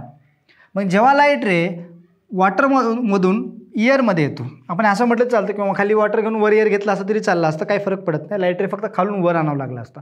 दोन्ही करू शकतो. तर होणार काय की हा जो रे आहे अवे फ्रॉम नॉर्मल जाईल असा. हा नॉर्मल जो आहे हा एक नॉर्मल आहे, नॉर्मलपासून दूर जाईल असं होतं. किंवा याला जर आपण वेगळ्या पद्धतीनं जर लिहिलं, समजा जनरली तुम्हाला वेगळ्या बुक्समध्ये असं दिलं जातं, खालचं मीडियम वॉटर आहे आणि वरचं मीडियम एअर आहे, ज्याचा रिफ्रॅक्टिव्ह इंडेक्स एअरचा आहे 1, वॉटरचा रिफ्रॅक्टिव्ह इंडेक्स आहे 1.33. मग लाईट रे जो आहे समजा या ठिकाणी येतो आहे, आपण जर लाईट रे जर या ठिकाणी घेतला, असा लाईट रे येतो आहे, ओके. या ठिकाणी नॉर्मल घेतला आपण, असा हा एक नॉर्मल मानला आपण, ओके, नॉर्मल मानला. तर हा झाला अँगल ऑफ इन्सिडन्स. आता लाईट काय चालली? वॉटरमधून एअरमध्ये जाते. मग लाईट जर वॉटरमधून एअरमध्ये जाते तर एक्सपेक्टेड पाथ असा आहे की अशी जायला पाहिजे, पण अशी न जाता away from normal. Away from normal म्हणजे कुणीकडे बेंड होते? हा नॉर्मल आहे, नॉर्मलकडे बेंड न होता अवे फ्रॉम नॉर्मल या डायरेक्शनला जाते. हा झाला अँगल ऑफ रिफ्रॅक्शन. या ठिकाणी अँगल ऑफ रिफ्रॅक्शन वाढतो अँगल ऑफ इन्सिडन्सपेक्षा when light travelling from denser medium to rarer medium. मग या ठिकाणी जर व्हेलॉसिटी घेतली आपण, व्हेलॉसिटी वॉटरमध्ये आणि व्हेलॉसिटी एअरमध्ये, तर ऑब्वियसली याचं मीडियम रिफ्रॅक्टिव्ह इंडेक्स कमी, म्हणजे व्हेलॉसिटी काय होणार? Velocity in air is greater than velocity in water. तेच राहणार आहे, फक्त फरक आहे की वॉटरमध्ये व्हेलॉसिटी कमी असणार, एअरमध्ये आली की व्हेलॉसिटी वाढते. तर या ठिकाणी घडतं. ह्या फार महत्त्वाच्या गोष्टी आहेत, ह्या तुम्हाला माहिती असणं गरजेचं आहे. बाकीचं काय माहिती नाही, पण हे तुम्हाला कळालं तर 11th-12th आणि तुम्हाला नीटला पण कामाला येईल आणि 10thला पण कामाला येईल. तर हे पहा दिले, पहा when light travel from rarer medium to denser medium slow down म्हणजे स्पीड कमी होते. आणि when light travelling from denser medium to rarer medium, आपण जर पाहिलं denser medium to rare medium speed up म्हणजे काय, स्पीड वाढते, स्पीड वेलोसिटी आपण या ठिकाणी एकच मानतो जनरली. ठीक आहे. आता ॲपरंट डेप्थ, आता एक कन्सेप्ट आहे. तुम्ही जर कधी पाहिलं असेल किंवा मला माहीत नाही, एखादा ग्लास घेतला आणि ग्लासमध्ये तुम्ही एक कॉईन ठेवला बॉटमला आणि ग्लासमध्ये वॉटर नाही आहे, तुम्हाला कॉईन कुठेतरी एका डेप्थला दिसेल. पण ते जर त्या ग्लासमध्ये तुम्ही वॉटर फिल केलं तर तुम्हाला तो कॉईन असा अप शिफ्ट झाल्यासारखा वाटेल, वर शिफ्ट झाल्यासारखा, थोडा जवळ आल्यासारखा. जसं की पहा, जर समजा एक ब्लॉक आहे तो या ठिकाणी ठेवलेला आहे, जर ब्लॉक या ठिकाणी ठेवला असेल तर ॲक्च्युली आपला काय दिसेल, ब्लॉकची रिअल डेप्थ एवढी, म्हणजे एकदम बॉटमला आहे असा पूर्णपणे, ही पूर्ण काय झाली, ही दिली पहा, ही पूर्ण रिअल डेप्थ आहे त्या ब्लॉकची. पण रिफ्रॅक्शनमुळं हा जो रे आहे पहा, हा रे असा इथून असा येऊन असा सरळ इकडं जाण्याऐवजी तो काय होतो, इथून बेंड होतो आहे. या ठिकाणून काय होतं आहे, हा जो रे आहे तो बेंड होतो आहे. का बेंड होतो आहे, जर आपण पाहिला, हा रे आहे इथून असा सरळ इकडे पुढे जाण्याऐवजी तो या डायरेक्शनला बेंड झाला, अवे फ्रॉम नॉर्मल. आपण म्हटलं हा कोण आहे, नॉर्मल. आणि जेव्हा light ray away from normal bend होतो, त्यामुळं मग वरच्या व्यक्तीला काय वाटतं, लाईट रे इकडून आल्यासारखं नाही वाटणार, इथून आल्यासारखं वाटेल. म्हणजे त्या व्यक्तीला पुढच्या डायरेक्शन असं दाखवावं लागेल, असा लाईट रे आल्यासारखं वाटेल या डायरेक्शनमधून. म्हणजे आपण जेव्हा पाण्याच्या बाहेरून पाण्यामधल्या एखाद्या ऑब्जेक्टला पाहतो तेव्हा प्रॉब्लेम काय असतो की आपला काय वाटतं ते महत्त्वाचं आहे. पहा, ऑब्जेक्ट या ठिकाणी आहे, ऑब्जेक्टमधला रे असा येऊन या डायरेक्शनला वर जायला पाहिजे होता, तसा न जाता ही वॉटर मीडियम कोणतं आहे, डेन्सर मीडियम आहे. हे वरचं मीडियम कसं आहे, रेअर मीडियम. तसा न जाता अवे फ्रॉम नॉर्मल म्हणजे इकडं बेंड होतो. मग इकडं बेंड झाल्यामुळे लाईट रे असा येतो, म्हणजे बाहेरून पाहणाऱ्या व्यक्तीला लाईट रे इथून आल्यासारखा वाटतो. आणि लाईट रे इथून आल्यामुळे म्हणजे थोडासा वर उचलल्यासारखा वाटतो ऑब्जेक्ट, म्हणून तो ऑब्जेक्ट असा वर शिफ्ट झाल्यासारखा वाटतो आणि त्यालाच ॲपरंट डेप्थ म्हणतो. म्हणजे रिअल डेप्थ जर पाहिली तुम्ही या ठिकाणी, आपण जर या ठिकाणी रिअल डेप्थ जर पाहिली, हां, तर रिअल डेप्थमध्ये जेव्हा आपण पाहतो तेव्हा ही झाली त्याची रिअल डेप्थ म्हणजे ॲक्च्युअल डेप्थ. पण आपला वाढतो तो थोडासा वर उचलल्यासारखा, म्हणजे या हाईटवरती. म्हणजे ही झाली त्याची, ही झाली ॲक्च्युअल डेप्थ, ही झाली ॲपरंट डेप्थ. म्हणजे तो असतो खरा फार खाली. म्हणजे तुम्हाला म्हटलं की एक ग्लास घेतला, त्यामध्ये कॉईन बॉटमला ठेवला, आपण त्या कॉईनची डेप्थ पाहिली तर आपल्याला माहिती आहे काहीतरी डेप्थला असतो. तर वॉटर फिल करतो तो वर आल्यासारखा वाटतो, म्हणजे त्याची ॲक्च्युअल डेप्थ वेगळी आहे, पण आपल्याला दिसणारी डेप्थ वेगळी आहे. म्हणजे ॲक्च्युअल डेप्थ किंवा रिअल डेप्थ म्हणतो, आणि ॲपरंट डेप्थ त्याच्यापेक्षा कमी असते. म्हणून त्याचा मग ॲक्च्युअल डेप्थ ॲपरंट डेप्थचा एक फॉर्म्युला आहे आपल्याकडे. मग हे पण कधी होऊ शकतं, असं कधी शक्य आहे, जेव्हा आपण रेअर मीडियममधून कुठं पाहत असताल, डेन्सर मीडियममध्ये पाहत असताल. मग होतं काय पहा, तुम्ही केअरफुली पाहिलं तर ॲक्च्युअल डेप्थ जास्त असते, रिअल डेप्थ जास्त असते, आणि आपल्याला दिसते कशी, कमी डेप्थ दिसते, म्हणजे थोडा वर उचलल्यासारखं दिसतो. तुम्ही कधी होऊ शकता, एखाद्या बुकवर तुम्ही ग्लास स्लॅब ठेवला तर ते असे बुकवरचे जी वर्ड्स आहेत म्हणजे लाईन्स आहेत ते वर आल्यासारखे दिसतील, शिफ्ट झाल्यासारखे दिसतील. तर सेम या ठिकाणी पहा, कन्सेप्ट काय की जेव्हा आपण काय करतो, रिअल डेप्थ जे असते किंवा ॲक्च्युअल डेप्थ जे असते त्याची, त्याच्यापेक्षा तो वर उचलून दिसतो, म्हणजे आपला जवळ वाटतो. म्हणजे हा थोडासा ॲपरंट डेप्थ कमी असणार आहे, कारण जवळ वाटतो म्हणजे ही ॲपरंट डेप्थ कमी आहे कोणापेक्षा, रिअल डेप्थपेक्षा. रिअली तो जास्त डेप्थला असतो, पण लिक्विडमध्ये पुअर केल्यामुळे रिफ्रॅक्टिव्ह इंडेक्स जास्त असल्यामुळे त्या मीडियमचा बाहेरच्या मीडियमपेक्षा तो असा वर उचलल्यासारखा वाटतो. वर उचलल्यासारखा का वाटतो, कारण लाईट रे असा सरळ नाही तर बेंड होऊन येतो, आणि लाईट रे असा इथून आल्यासारखा वाटतो. आणि यामुळं तो वर शिफ्ट झाल्यासारखा वाटल्यामुळं त्याची जी डेप्थ आहे ती आपल्याला दिसते त्याच्यापेक्षाही जास्त असते, पण आपल्याला तो थोडासा वर उचलल्यासारखा वाटतो, आणि त्यालाच ॲपरंट डेप्थ म्हणतो आपण. जो वर ॲक्च्युअल डेप्थ म्हणजे आपल्याला जी डेप्थ दिसते त्याला. Point object denser medium is observe from the rare medium. त्यासाठी तुम्हाला कुठं पाहावं लागेल, डेन्सर मीडियममधल्या ऑब्जेक्टला रेअरमधून पाहावं लागेल. म्हणजे वॉटरमध्ये आपण एअरमधून जर वॉटरमध्ये पाहत असाल तरच हा फेनॉमेना आपला ऑब्झर्व होऊ शकतो. मग त्यांचं रिलेशन आहे, काय रिलेशन आहे, apparent depth is equal to actual depth divide by refractive index. हे पहा, डी ॲपरंट आहे, म्हणजे ॲपरंट डेप्थ म्हणजे ही डेप्थ, ही ॲपरंट डेप्थ. किंवा आपण तुम्ही असं लक्षात ठेवू शकता, रिफ्रॅक्टिव्ह इंडेक्स, तुम्ही असंही लक्षात ठेवू शकता सोप्या ह्याच्यात. रिफ्रॅक्टिव्ह इंडेक्स जर आपण असं म्हणलं, मी ते लिहितो, रिफ्रॅक्टिव्ह इंडेक्स या ठिकाणी लिहितो, refractive index equal to depth को actual depth divide by apparent depth, असाही फॉर्म्युला चालतो. किंवा हा फॉर्म्युला ॲपरंट डेप्थ जर तुम्हाला विचारली की ॲपरंट डेप्थ किती आहे, तर apparent depth is equal to काय, actual depth divided by refractive index. म्हणजे ॲक्च्युअल डेप्थला जर रिफ्रॅक्टिव्ह इंडेक्सने डिवाइड केलं तर आपला काय मिळून जाते, ॲपरंट डेप्थ मिळते, आणि ती आपण या ठिकाणी लिहितो. ठीक आहे. मला वाटतं या ठिकाणी तुम्हाला हे AP म्हणजे ॲपरंट डेप्थ आहे, AC म्हणजे ॲक्च्युअल डेप्थ आहे, आणि दोघांचा वापर करून आपण सांगत असतो. ठीक आहे. त्या ठिकाणी आपल्याकडे एक न्यूमरिकल आहे, त्या न्यूमरिकलचा आपण वापर करून सांगूया. हे बघा, रेक्टँग्युलर टँक ॲट डेप्थ किती 8 metre is full of water. म्हणजे एक रेक्टँग्युलर हे आहे समजा, आपण जर पाहिलं असं एक टँक आहे. लक्षात डेप्थ किती त्याची 8 मीटर. म्हणजे इथून इथपर्यंतची ही पूर्ण जी आहे हाईट म्हणू शकता, डेप्थ म्हणू शकता. डी घेऊया आपण, किती आहे 8 मीटर. राईट. पुढे काय म्हटलेलं आहे, फुल ऑफ वॉटर म्हणजे याच्या पूर्णपणे वॉटर भरलेलं आहे. आपण जर इथं पाहिलं तर पूर्णपणे असं वॉटर आहे, पूर्ण कम्प्लिटली असं वॉटर फिल झालेलं आहे. कारण पूर्ण वॉटर भरलेलं म्हटलं आपल्याला टेन्शन कमी होतं आपलं. ठीक आहे. कारण वॉटर जितक्या ज्या हाईटला आहे त्या हाईटनुसार आपल्याला हाईट घ्यावी लागली असती ती, पण या ठिकाणी ती हाईट घ्यायची गरज नाही. कारण वॉटर फुल झालं म्हणजे पूर्ण त्या टँकचीच हाईट आहे. जर वॉटर हाफ फिल केला असतं तर जेवढपर्यंत वॉटर आहे ती हाईट घ्यावी लागली असती. फुल फिल केल्यामुळे आपल्याला डायरेक्टली ती हाईट मिळाली. ठीक आहे. नेक्स्ट काय म्हटलेलं आहे, रिफ्रॅक्ट इंडेक्स दिला याचा. रिफ्रॅक्ट इंडेक्स किती दिला आहे, वॉटरचा रिफ्रॅक्ट इंडेक्स दिला आहे. रिफ्रॅक्ट इंडेक्स ऑफ वॉटर किती दिला आहे, 4/3 दिलेला आहे. लक्षात. The seen at the bottom. Okay, the bottom is seen at the depth. म्हणजे आपला बॉटम कुठं वाटेल. आता आपल्याला माहिती आहे जेव्हा वॉटर नसेल तेव्हा जर आपण पाहिलं तर आपला 8 मीटरला डेप्थ दिसेल, बॉटम दिसेल. सॉरी, जेव्हा वॉटर नसेल तेव्हा जर आपण डेप्थ पाहिली तर 8च मीटरला दिसेल. पण वॉटर फिल केल्यानंतर हे जे आहे हा थोडासा वर शिफ्ट झाल्यासारखं वाटेल. आपण थोडंसं वर घेऊ, समजा असं कुठंतरी वर झाल्यासारखं वाटेल, अशी वर बॉटम वर शिफ्ट झाल्यासारखं वाटेल. आणि जेव्हा बॉटम वर शिफ्ट होतो त्यानुसार मग आपला ही जी आहे ही असणार, जी पूर्ण हाईट होती ही झाली actual depth, DAC actual depth. आणि ही जी आहे डेप्थ असणार आहे की हा वर शिफ्ट झाल्यासारखा.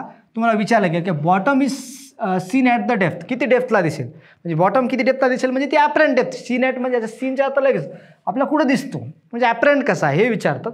म्हणजे ही कोणती डेप्थ झाली, D ॲपरंट आहे. मग आपला माहिती आहे apparent depth is equal to काय, D apparent equal to formula काय, डेप्थ कोणती, actual depth divide by refractive index. Actual depth किती आपल्याकडे 8 मीटर, रिफ्रॅक्टिव्ह इंडेक्स किती आहे 4/3, 4/3. आता 3 मल्टिप्लाय मजा येईल ते 8 × 3 डिवाइड बाय 4 किती येणार, याला डिवाइड केला 2 × 3 किती आलं 6 मीटर. म्हणजे आपले जर बॉटम आहे तर खरा बॉटम किती डेप्थला आहे 8 मीटरला. पण त्या वॉटरच्या रिफ्रॅक्टिव्ह इंडेक्समुळं लाईट बेंड होते आणि बेंडिंगमुळं तो थोडासा वर शिफ्ट झाल्यासारखा वाटतो आणि तो दिसतो किती हाईटला 6 मीटर एवढ्या हाईटला. लक्षात ते आन्सर आहे आपल्याकडे 6 मीटर. तर होप मला वाटतं मला हा प्रॉब्लेम कळाला असेल न्यूमरिकल. तर आपण पहा नॉर्मल शिफ्ट म्हणजे काय, हे आपण एक कन्सेप्ट आहे, तुम्ही कधी पाहिला असेल, सेम तोच आहे. पहा आपण पाहिलं होतं, मला सांगितलं एखादा हे असेल बॉटमला एक कॉईन ठेवला आहे, असतो इथे लाईट अशी येऊन ही लाईट अशी सरळ जायला पाहिजे होती, अशी न जाता थोडीशी बेंड होऊन आपल्याकडे येते, म्हणजे आपल्या इथून आल्यासारखी वाटते, वर उचलल्यासारखं वाटेल. जर एखादा मीडियमचा रिफ्रॅक्टिव्ह इंडेक्स अति जास्त असेल, रिफ्रॅक्टिव्ह इंडेक्स अति जास्त असेल तर तो कॉईन आपला अजून वर शिफ्ट झाल्यासारखा वाटेल. म्हणजे यालाच काय म्हणतो आपण, शिफ्टिंग, नॉर्मल शिफ्टिंग. आता शिफ्टिंग आणि डेप्थमध्ये काहीच फरक नाही. पहा जे आपण नॉर्मल शिफ्ट म्हणतो ना, हा आणि ॲपरंट डेप्थमध्ये फरक काय सांगतो. ॲपरंट डेप्थ म्हणजे काय असणार, आपण जर पाहिलं जनरली हे शिफ्टचा हा फॉर्म्युला पाठ करण्याची काही गरज नाही आहे. पहा मी कारण सांगतो त्याचं.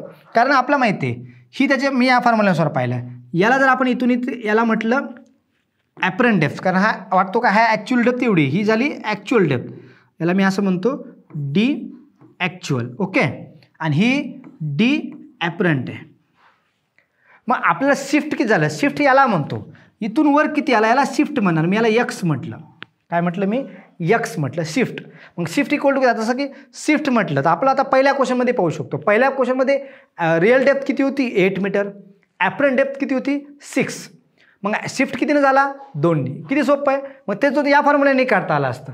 हा फॉर्म्युला जर वापरला असता आपण तर त्याने 2 आले असते. बाकी शिफ्टला मी जर X हा फॉर्म्युला वापरला, X इक्वल टू आपल्याकडे आहे, हां डेप्थ किती होती 8 metre, in bracket 1 - 1 by refractive index किती होतं त्या मीडियमचा 4/3.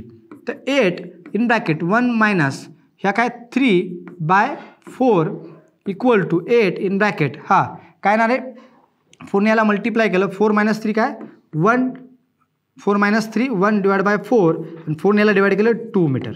म्हणजे आपण या फॉर्म्युल्यानं हे काढली नॉर्मल शिफ्ट काढली, म्हणजे किती वर शिफ्ट झाला हे जर आपण काढलं तर 2 मीटर यायला. बरं या फॉर्म्युल्याचा वापर न करताही काढू शकतो. तर शिफ्टचा अर्थ तुम्हाला माहिती पाहिजे. फक्त शिफ्ट म्हणजे काय ॲक्च्युअल डेप्थ, याला आपण शिफ्टचा दुसरा फॉर्म्युला लिहू शकतो. X इक्वल टू काय असणार आहे actual depth minus apparent depth. दोघांचं सबट्रॅक्शन म्हणजे शिफ्ट कितीने झाला, वर कितीने शिफ्ट झाला, तर दोन्ही. आणि इथे तुम्ही या फॉर्म्युल्याचा वापर करून तेच करू शकता. आणि इथे तेच केले. हा फॉर्म्युला पाठ करण्यापेक्षा तुम्ही ॲपरंट डेप्थ काढली आणि रिअल डेप्थ तुम्हाला माहिती आहे, दोघांचं सबट्रॅक्शन घ्या, नॉर्मल शिफ्ट मिळते. म्हणजे हा नॉर्मल शिफ्टला फॉर्म्युला पाठ करण्याची गरज नाही. आणि पाठ जरी केला तरी तीच व्हॅल्यू येणार आहे, व्हॅल्यू बदलणार नाही आहे. पाठ होत असेल तर पाठ करा, होत नसेल तर काहीही अडचण नाही, तुम्हाला नॉर्मली इक्वेशन सॉल्व्ह होतील. ते नॉर्मल शिफ्ट झालं आपला. ठीक आहे. लॅटरल शिफ्ट म्हणजे काय असतं, जनरली लॅटरल शिफ्ट नावाची कन्सेप्ट आहे. लॅटरल शिफ्ट म्हणजे काय असतं हे पहा. समजा आपला ऑब्जेक्ट या ठिकाणी आहे रिअली, मग काय होतं माहिती आहे का, जेव्हा आपण इथून पाहतो, समजा हा ग्लास स्लॅब नाही आहे, तर लाईट रे असा आला असता सरळ, म्हणजे आपण याला इथून पाहिलं असतं. आपण याला कुठून पाहिलं, समजा या ठिकाणून पाहिलं असतं, इथून आपल्याला ऑब्जेक्ट इथे दिसला. सोप्या भाषेमध्ये ऑब्जेक्ट इथे दिसला असता, ग्लास स्लॅब नसता तर. पण जेव्हा ग्लास स्लॅब ॲड केल्यामुळं व्हायलंय काय, ही जी लाईट रे असा न जाता इथून बेंड होतोय, परत एकदा बेंड होतोय असं. आणि त्यामुळं लाईट रे आपला इथून आता आपल्याकडे येतोय असा, पण हा यायला ॲक्च्युली असा पाथ ट्रॅव्हल करून इथपर्यंत येतोय, पण आपला वाटतो पाठीमागून इथून आल्यासारखा. म्हणजे आपल्याला तो ऑब्जेक्ट इथं न दिसता इथं दिसतो. म्हणजे आपल्याला ऑब्जेक्टची पोझिशन शिफ्ट झाली. म्हणजे आपला ऑब्जेक्ट इथं वाटायचा, इकडे शिफ्ट झाला, मग त्यालाच म्हणतो आपण लॅटरल शिफ्ट, म्हणजे बाजूला शिफ्ट झाल्यासारखा दिसेल. आता त्याचा फॉर्म्युला लॅटरल शिफ्टचा हा तुम्हाला सिलेबसला बहुतेक नाही आहे ते 10thला, पण तरी पण तुम्ही फाउंडेशन्स करत असताल तर तुम्हाला लक्षात येईल. टी म्हणजे ह्या स्लॅबची, ग्लास स्लॅबची थिकनेस असणार आहे. कॉस आर म्हणजे आर घेतो, रिफ्रॅक्शन अँगल ऑफ रिफ्रॅक्शन घेतो, आणि sine i minus r, angle of refraction angle of incidence minus angle of refraction divide by cos angle of refraction आणि इंटू थिकनेस जर केलं तर आपला डी मिळतं. डी म्हणजे काय असणार, लॅटरल शिफ्ट. ही जी लॅटरल शिफ्ट आहे ना, ही म्हणजे हे अंतर दोघांमधले हे घेऊ शकतो, कितीनं शिफ्ट झाली पोझिशन, ती लॅटरल शिफ्ट काढता येते. तर हा एक फॉर्म्युला, याला यूज करू शकतो आपण, काय अडचण नाही. सम एक्झाम्पल ऑफ रिफ्रॅक्शन, काही रिफ्रॅक्शनचे एक्झाम्पल्स आहेत. कोणकोणते पहा, सगळ्यांना माहिती आहे. आपण वॉटर म्हणजे काय आता ग्लासमध्ये आपण पेन जर अशी पेन जर अशी डीप केली, अशी ती कट झाल्यासारखी वाटते, थोडीशी बेंड झाल्यासारखी वाटते. ते पण कोणामुळे आहे, रिफ्रॅक्शनमुळेच आहे. बेंडिंग ऑफ एन ऑब्जेक्ट दिले बघा, when a point object in a denser medium, obviously म्हणजे ज्याचा रिफ्रॅक्टिव्ह इंडेक्स जास्त आहे अशा मीडियममध्ये जर एखादा ऑब्जेक्ट जर आपण इन्सर्ट केला तर this seen from red medium appears to be a depth, काहीतरी वेगळ्या डेप्थला वाटतो. ते डेप्थ मला डी बाय म्यू आपण पाहिलं, apparent depth, appears to be म्हटल्यानंतर apparent depth is equal to actual depth divide by refractive index. आणि त्यामुळं काय होतं, थोडासा वर आल्यासारखा, म्हणजे पाण्याच्या मधला पार्ट वर आल्यासारखा वाटतो आणि जो आपण बाहेरून पाहतो तो पार्ट थोडासा वेगळा वाटतो, त्यामुळे थोडंसं बेंडिंग झाल्यासारखी वाटते. ठीक आहे. किंवा सम एक्झाम्पल रिफ्रॅक्शनमध्ये दुसरा ट्विंकलिंग ऑफ स्टार, म्हणजे जर आपण पाहतो या ठिकाणी एखाद्या स्टार्सला पाहतोय तर होतं काय माहिती आहे का, ॲक्च्युअल स्टार या ठिकाणी असतो, बरोबर आहे. पण प्रॉब्लेम काय, त्या लाईट जो रे येतो तो आपल्या एअरमधून येतो. आपल्यामध्ये जे आहे ना, याच्यामध्ये आपल्यामध्ये एअर आहे, आपल्यामध्ये आणि स्टारच्या मध्ये ॲटमॉस्फिअर आहे. मग ॲटमॉस्फिअरचा प्रॉब्लेम काय असतो, रिफ्रॅक्टिव्ह इंडेक्स एकतर वेगवेगळा आहे, वेगवेगळ्या लेअरमध्ये ॲटमॉस्फिअरच्या, येतं वेगळा, या ठिकाणी वेगळा, या ठिकाणी वेगळा, वेगवेगळा आहे. दुसरी गोष्ट टेम्परेचरमुळे तो व्हॅरी पण होत राहतो कंटिन्युअसली. मग कंटिन्युअसली व्हॅरी होत असल्यामुळे स्टार आपल्याला कुठं दिसू शकतो, कंटिन्युअसली जर व्हॅरी होत गेली रिफ्रॅक्टिव्ह इंडेक्स दिले पाहिजे या ठिकाणी ड्यू टू फ्लक्च्युएशन. काय फ्लक्च्युएशन व्हायले कोणामध्ये, refractive index of the atmosphere. हे जे ॲटमॉस्फिअर आहे आपल्यामध्ये आणि स्टारच्या मध्ये जे काय ॲटमॉस्फिअर आहे त्याचा रिफ्रॅक्टिव्ह इंडेक्स फ्लक्च्युएट होतो, म्हणजे बदलत राहतो, कंटिन्युअसली व्हॅरी होत राहतो.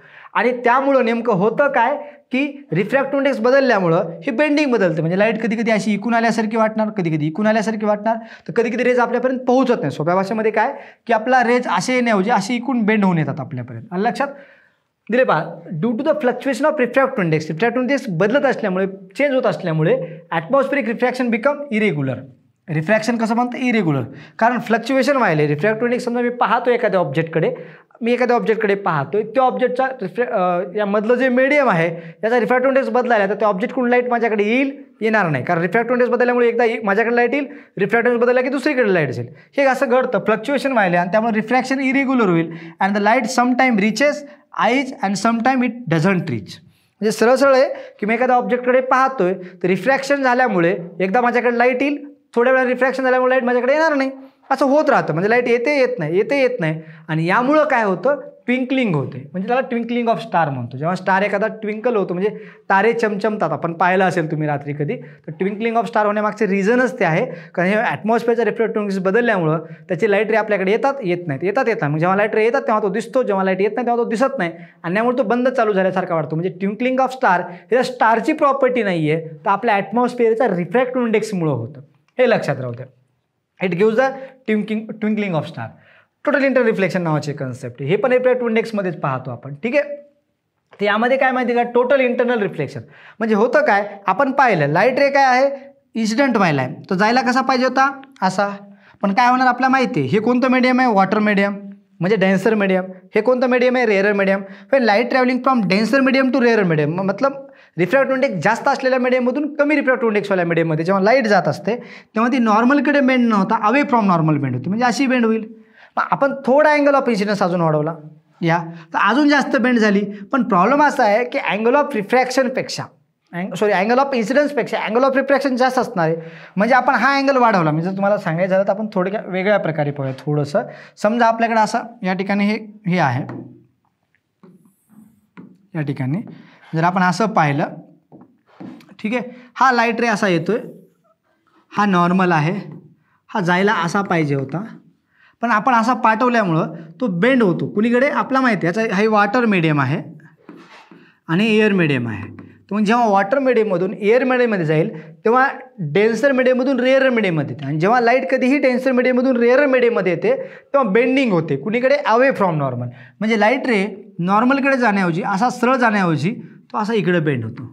पण समजा तोच जर मी लाईट रे अजून वेगळ्या अँगलनी पाठवला, समजा या अँगलनी पाठवला, तर मग हा असा जायला पाहिजे होता, हा रे दुसरा रे आहे हा, तर असा न जाता तो बेंड होतो नॉर्मलपासून हवे. किंवा मी जर समजा वेगळ्या अजून अँगलनी पाठवला, समजा अशा एका वेगळ्या अँगलनी पाठवला, अजून एका वेगळ्या अँगलनी पाठवला, तर असा पुढे जाण्याऐवजी हा असा जातो.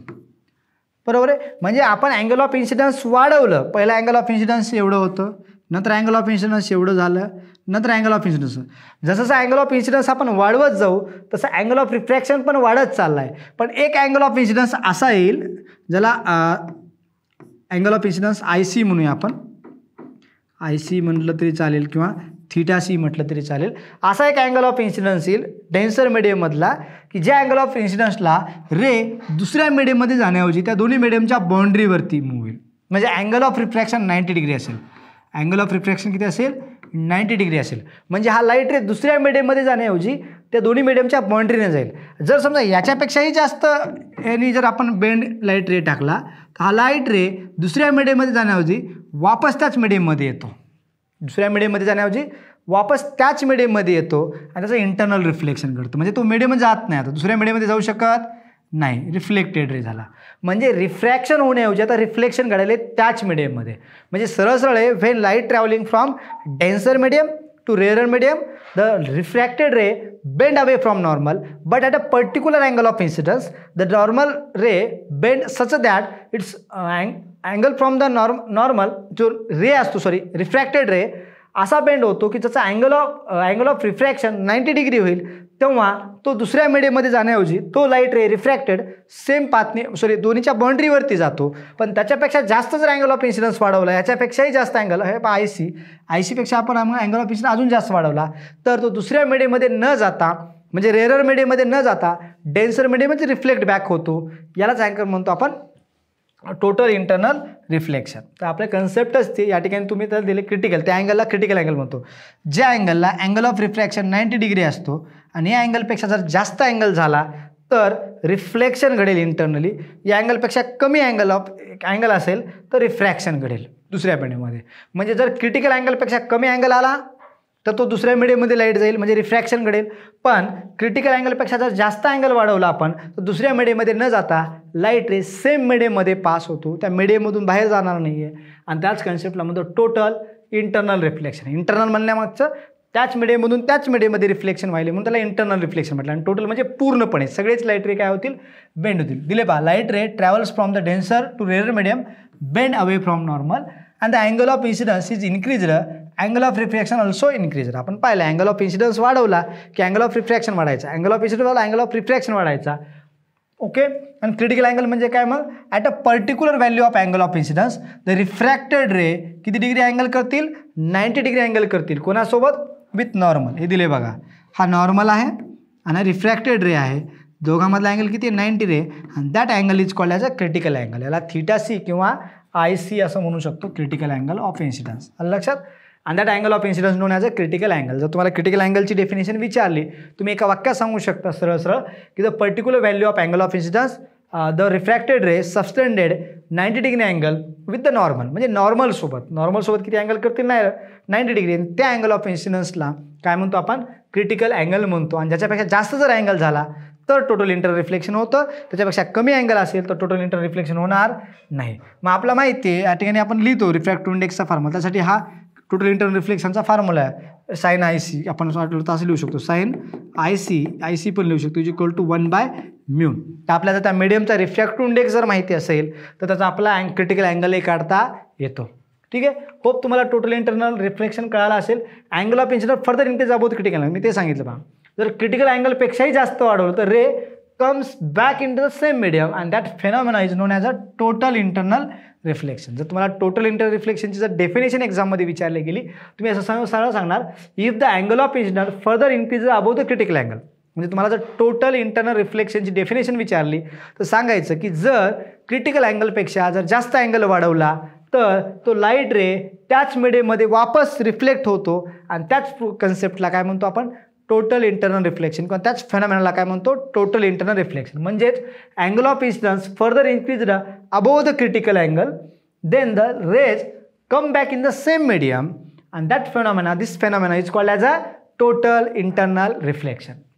आलं लक्षात. मग आपला जो अँगल ऑफ इन्सिडन्स असायला पाहिजे तो क्रिटिकल अँगलपेक्षा कसा असला पाहिजे जास्त असला पाहिजे. म्हणजे अँगल ऑफ इन्सिडन्स कसा असला पाहिजे क्रिटिकलपेक्षा जास्त असेल तरच टोटल इंटरनल रिफ्लेक्शन होईल. जर क्रिटिकलपेक्षा कमी असेल तर टोटल इंटरनल रिफ्लेक्शन होणार नाही.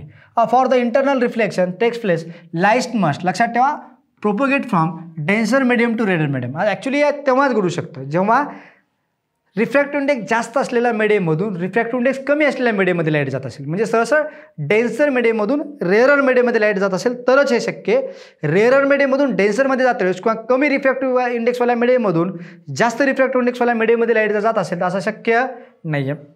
हे तेच आहे आपण पाहिलेलं आत्ता.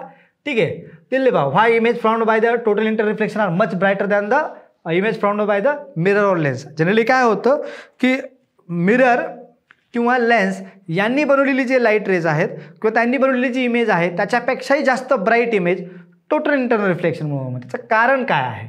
In case of total internal reflection बघा जवळपास 100% इन्सिडंट लाईट जी असते reflected back in to the same medium, there are no loss of intensity. म्हणजे जेव्हा आपण एखादा लाईट रे पाठवतो ना असा तर मॅक्झिमम म्हणजे 100%चे 100% रिफ्लेक्ट बॅक होतात.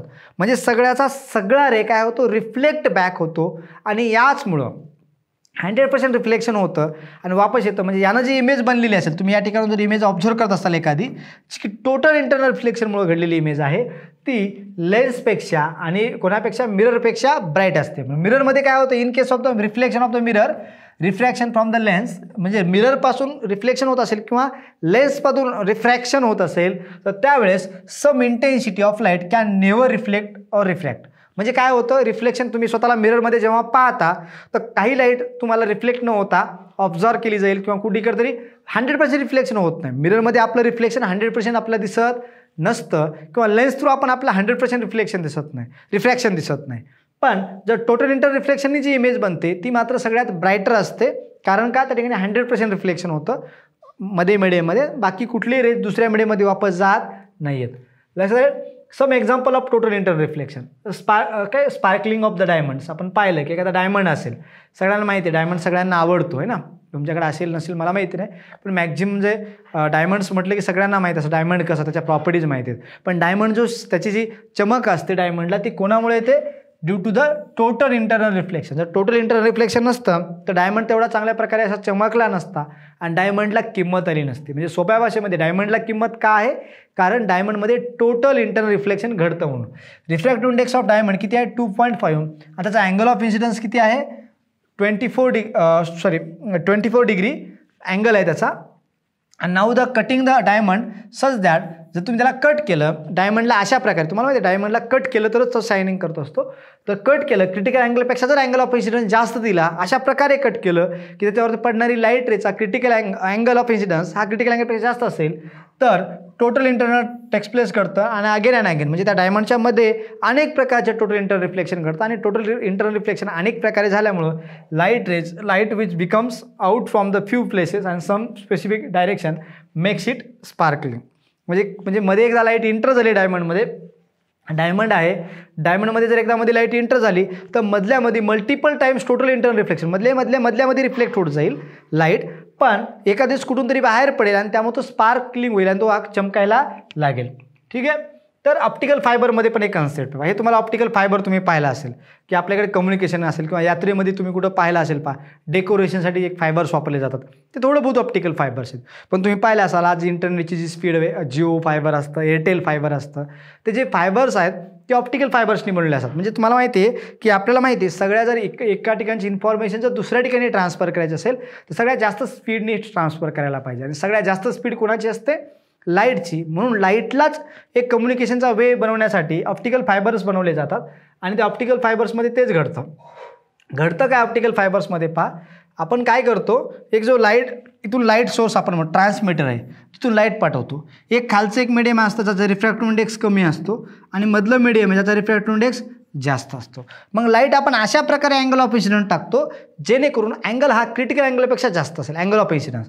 मग अँगल ऑफ इन्सिडन्स जर क्रिटिकल अँगलपेक्षा जास्त असेल तर हा डेन्सर मीडियममध्ये जास्त रिफ्रॅक्टिव्ह इंडेक्स असलेल्या मीडियममधून रेअर मीडियममध्ये न जाता लाईट रे त्याच मीडियममध्ये रिफ्लेक्ट बॅक होतो आणि त्याच मीडियममध्ये येऊन असा इथं येतो. मग इथंही तेच घडणार आहे, इथंही अँगल ऑफ क्रिटिकल अँगलपेक्षा जास्त असतो, त्यामुळे परत इथून रिफ्लेक्ट बॅक होतो आणि असा रिफ्लेक्ट होत काय होतो, पुढे ट्रॅव्हल होत राहतो. असे मल्टिपल रिफ्लेक्शन करून त्या फायबरमधून म्हणजे वायरमधून लाईट पास करता येते आणि ती लाईट मग पुढे आपल्याकडे रिसिव्हर असतो, तो रिसिव्ह करतो आणि ते इन्फॉर्मेशन जी काय ती कलेक्ट करू शकतो.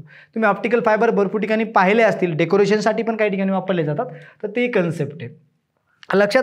किंवा दुसरं कन्सेप्ट आहे मिरॅज तुम्ही पाहिलं असेल. म्हणजे कधी कधी तुम्ही जनरली हा कुठं घडतं, जनरली पाहिलं तुम्ही समरमध्ये घडतं आणि ज्या ठिकाणी वाळवंटी प्रदेश आहे डेझर्ट्समध्ये mirage is caused by the total inter रिफ्लेक्शनमुळे दिसतो तो. आणि कुठं डेझर्ट्समध्ये ज्या ठिकाणी वाळवंटी प्रदेश आहे त्यामध्ये नेमकं होतं काय की या ठिकाणी ही खालची जी हवा असते वॉर्म एअर असते म्हणजे गरम असते आणि वरची हवा असते थोडीशी थंड असते. मग काय होतं खालच्या हवेची डेन्सिटी कशी आहे, रेअरर बनते, कारण टेम्परेचर वाढलं की रेअरर मीडियम बनतो. मग खालचा मीडियम रेअरर बनतं, वरचं मीडियम डेन्सर आहे. म्हणजे या झाडापासून लाईट रे जे असे यायला पाहिजे होते, असे जे काही असे खाली जाणारे लाईट रेज असतात ते असे खाली जाता. म्हणजे हे वरचं मीडियम कसं आहे, डेन्सर झालं आणि खालचं मीडियम रेअरर झालं. मग डेन्सरमधून रेअरमध्ये लाईट जातो असती, मग एका पर्टिक्युलर अँगल झाल्यामुळे किंवा रिफ्रॅक्टिव्ह इंडेक्स तेवढ्या प्रमाणात बदलल्यामुळे ती या खालच्या मीडियममध्ये रेअरर मीडियममध्ये न जाता ती सेम मीडियममध्ये रिफ्लेक्ट व्हायला सुरुवात होते, परत वापस वर येते. पण आपल्याला काय वाटतं, हे लाईट रे असे बेंड होऊन जरी आले तर आपल्याला लाईट रे इथून आल्यासारखे वाटतील, असे म्हणजे इथून असे लाईट रे आल्यासारखे वाटतील. म्हणजे आपल्याला ते झाड उलटं दिसायला लागेल. कारण ते झाड उलटं का दिसणार आहे, कारण सरळ लक्षात ठेवा की वरची हवा थंड आहे, खालची हवा गरम आहे. म्हणजे खालचा रिफ्रॅक्टिव्ह इंडेक्स कमी असणार गरम हवा असल्यामुळे, वरचा रिफ्रॅक्टिव्ह इंडेक्स जास्त असेल.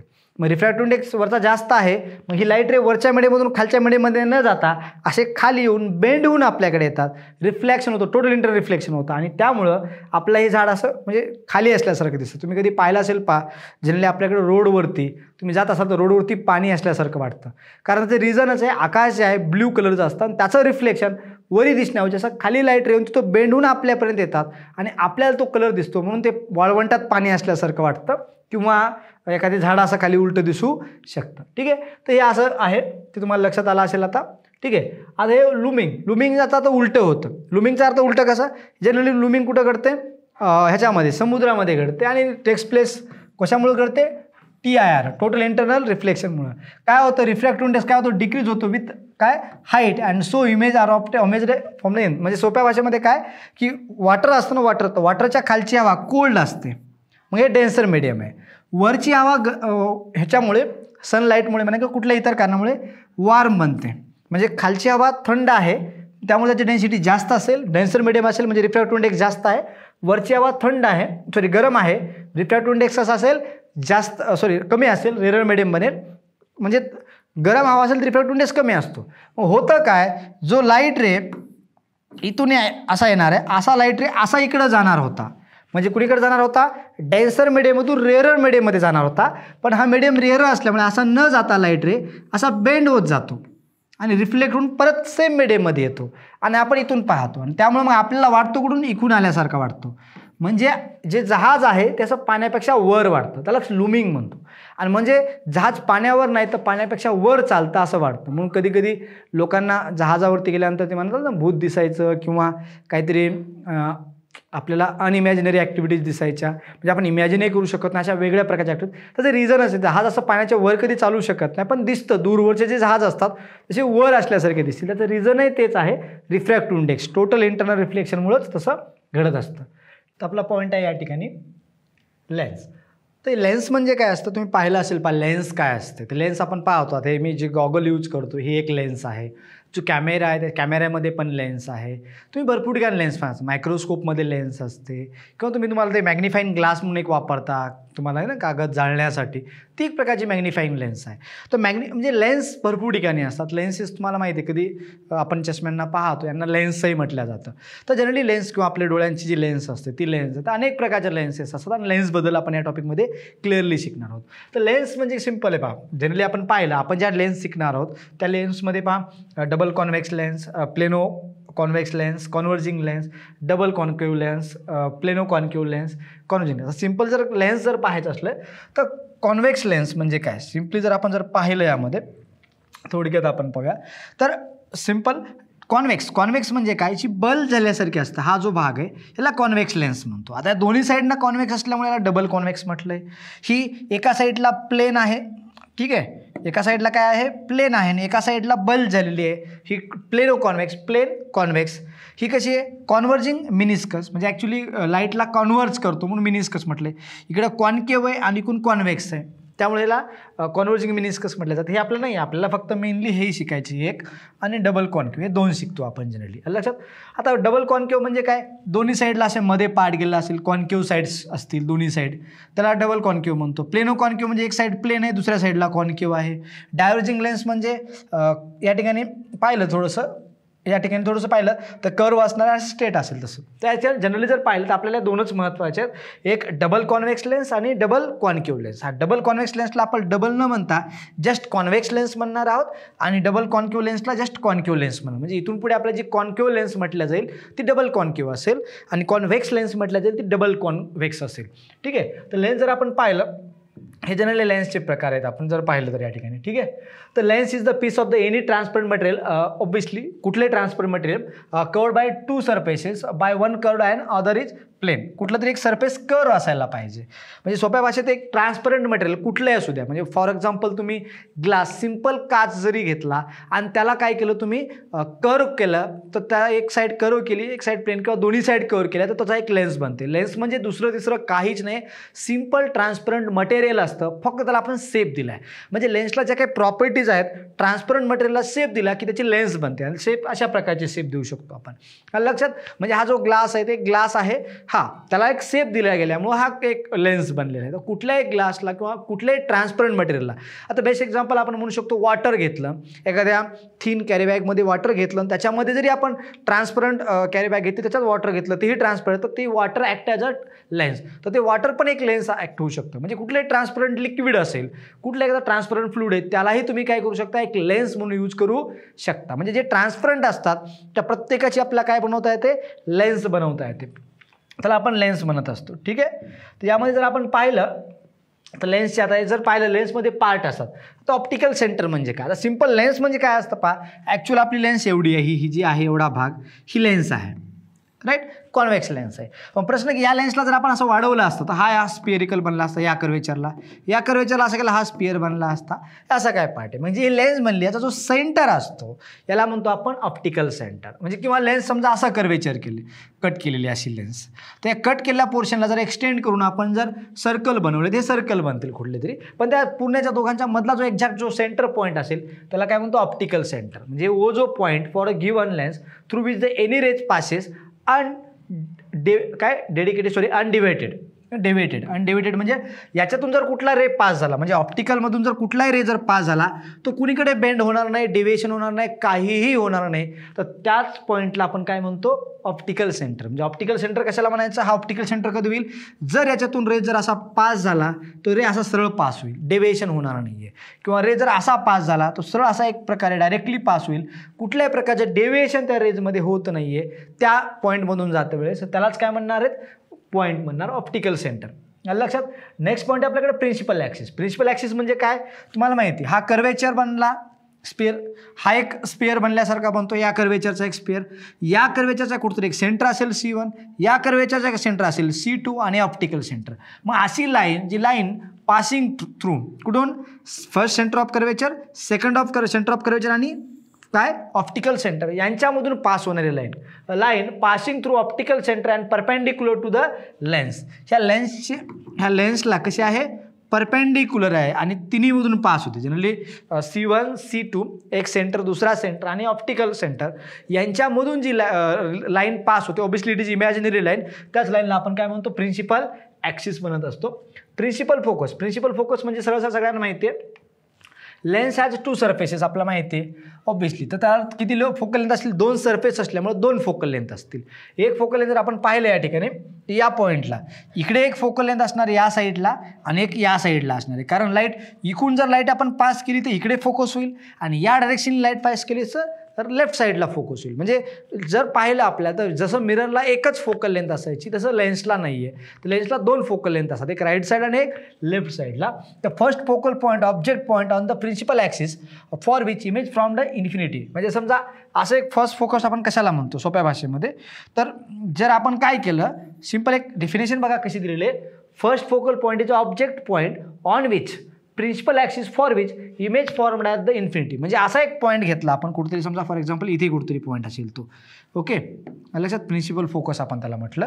तर हा जे एक पॉईंट घेतला आपण लक्षात, या पॉईंटला इथं ऑब्जेक्ट जर आपण ठेवला तर या ऑब्जेक्टची इमेज कुठं बनतं, इन्फिनिटीला बनत असेल तर हा झाला फर्स्ट फोकस. किंवा तसा दुसरा फोकस म्हणजे दुसरं इथे ह्या ठिकाणी कुठेतरी तुम्ही ऑब्जेक्ट ठेवला, त्याची इमेज इकडे इन्फिनिटीला बनत असेल, त्यालाच काय म्हणतो आपण, फोकस पॉईंट म्हणू शकतो. किंवा दुसऱ्या भाषेमध्ये जर समजा इकून रेज जर पॅरलर रेज येत असतील याच्यावरती, ते एका पॉईंटला फोकस होत असतील तर त्याला फोकल पॉईंट म्हणू शकतो. मग समजा लेफ्ट साईडकडून लाईट रेज आले तर राईट साईडला फोकस होतील, तुम्हाला राईट साईडचा फोकल पॉईंट मिळेल. आणि जर लेफ्ट साईडकडून रेज आले तर तुम्हाला राईट साईडचा फोकल पॉईंट मिळेल.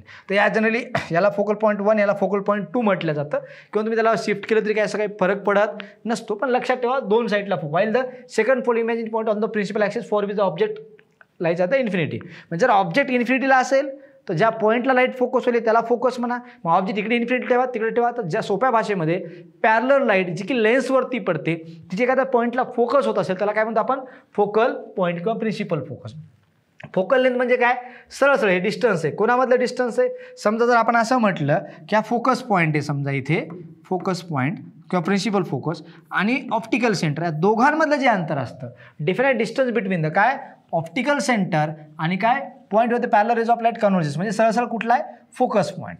तर ऑप्टिकल सेंटर आणि फोकस पॉईंट या दोघांमधलं अंतर जे असेल त्याला आपण फोकल लेंथ म्हणतो. आपण पुढे गेल्यानंतर अजून डिटेलमध्ये पाहणार, कारण फोकल लेंथशिवाय आपल्याला कुठलंही न्यूमेरिकल सॉल्व करता येणार नाही आहे किंवा हा कन्सेप्ट समजणं अशक्य आहे. म्हणजे सरळ फोकल लेंथ म्हणजे काय की फोकस पॉईंट, ज्या पॉईंटला लाईट फोकस होते पॅरलर रेज, जी की इन्फिनिटीपासून येणार आहे.